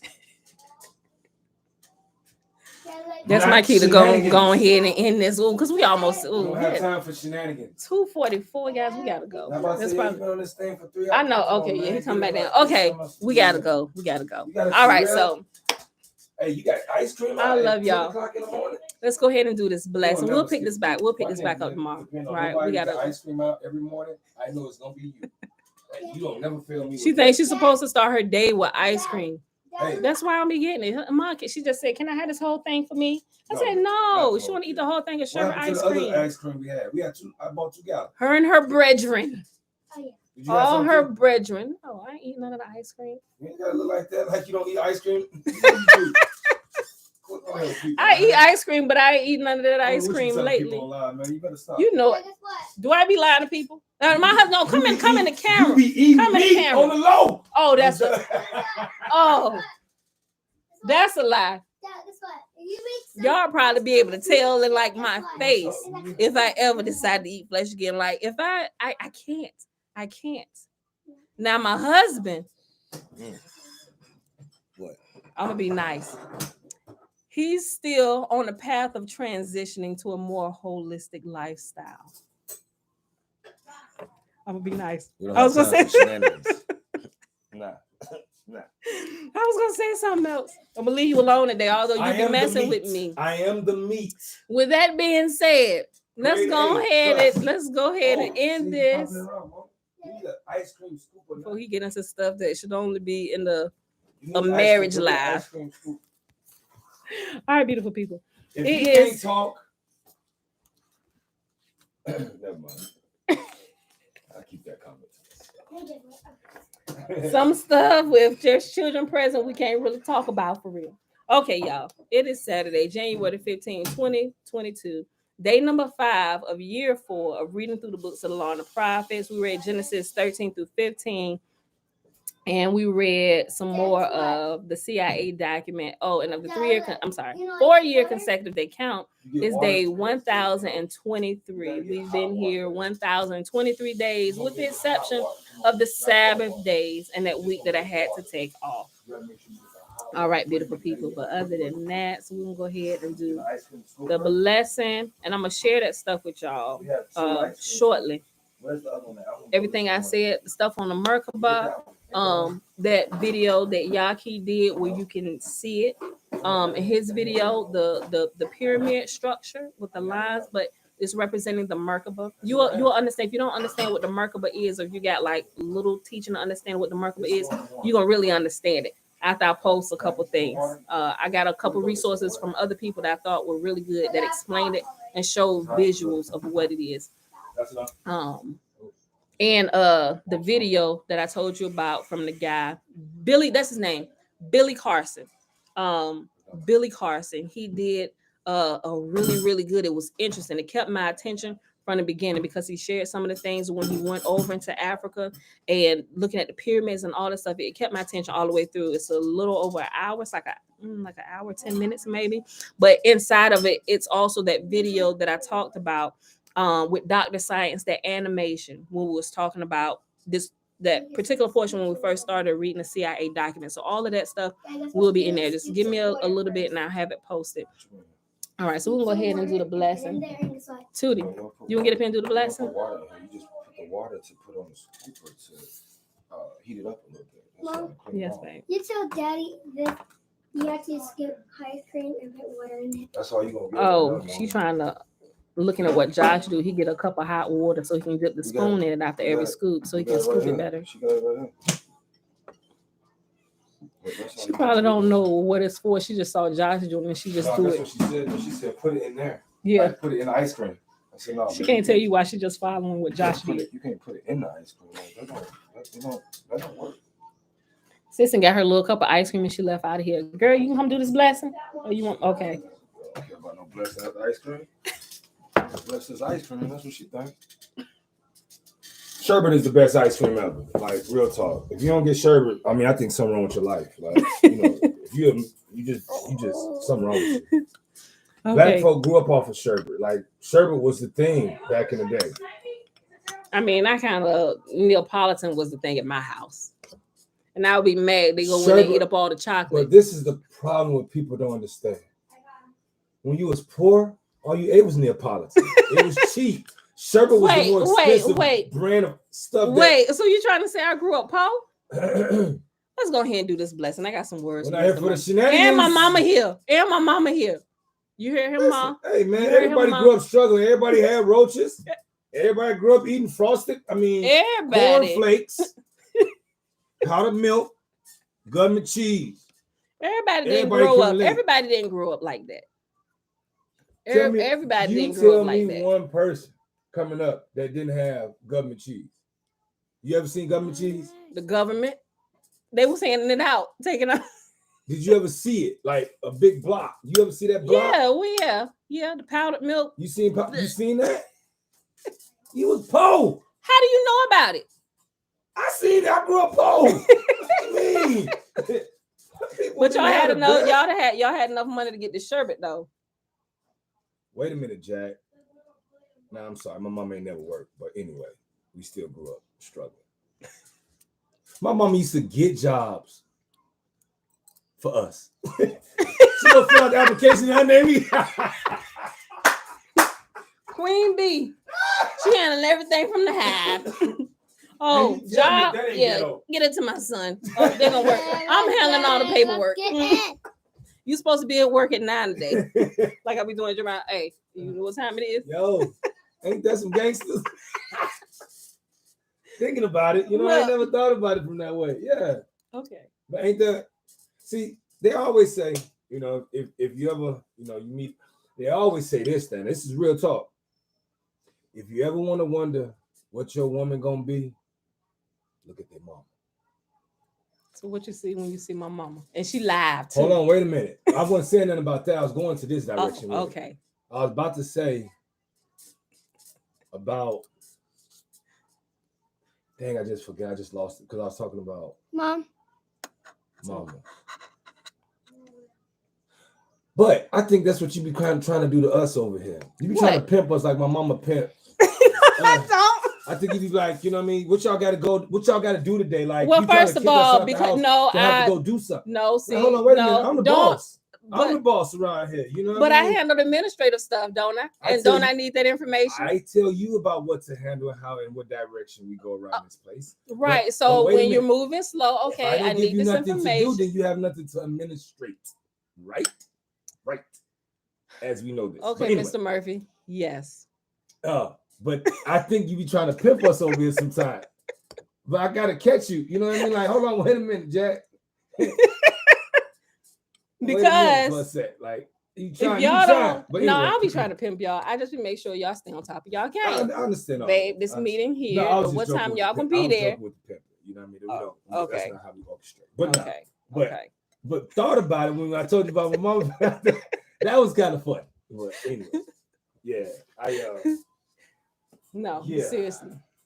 I handle the administrative and contract paperwork and stuff. So if somebody's late or somebody don't show up or something happened, I get the phone call or the email. So then I gotta go to the boss. Hey, what y'all doing? Y'all destroyed what? We gotta pay what for that table? They taking this out our check? Damage report? $2,000 for a screw ran through a table. He did what? Yeah, so I'm just trying to stay on top of the paperwork. But that we can go ahead and end this. But we get it back though. We do. We get it back. I get it back one way or the other. No matter if the people just be like, "I'm gonna throw you this," I still get it back. So, Mom, who wants this? All right, y'all. Anyway. That's it. Let's go ahead and do this blessing too. All right, blessing is found in Numbers chapter 6, verses 22 through 27. And Yahuwah spake unto Moses, saying, Speak unto Aaron and unto his sons, saying on this wise, He shall bless the children of Israel, saying unto them, Yahuwah will kneel before us, presenting gifts, and will guard us with a hedge of protection. Yahuwah will illuminate the wholeness of his being towards us, bringing order Yes, and she he will will. provide us with love, sustenance, and Yeah. friendship. Yahuwah will lift up his wholeness of being and look upon us, and he will set in place all we need to be whole and complete. And they shall put my name upon the children of Israel, and I will bless them. All right, beautiful people. Love y'all. Thanks for hanging out with us here on this Saturday with our shenanigans. I see y'all back here tomorrow, bright and early, 7:30 a.m. Eastern Wait a Standard minute. Time. You said you cut your finger? Oh, watch out, she cut her finger.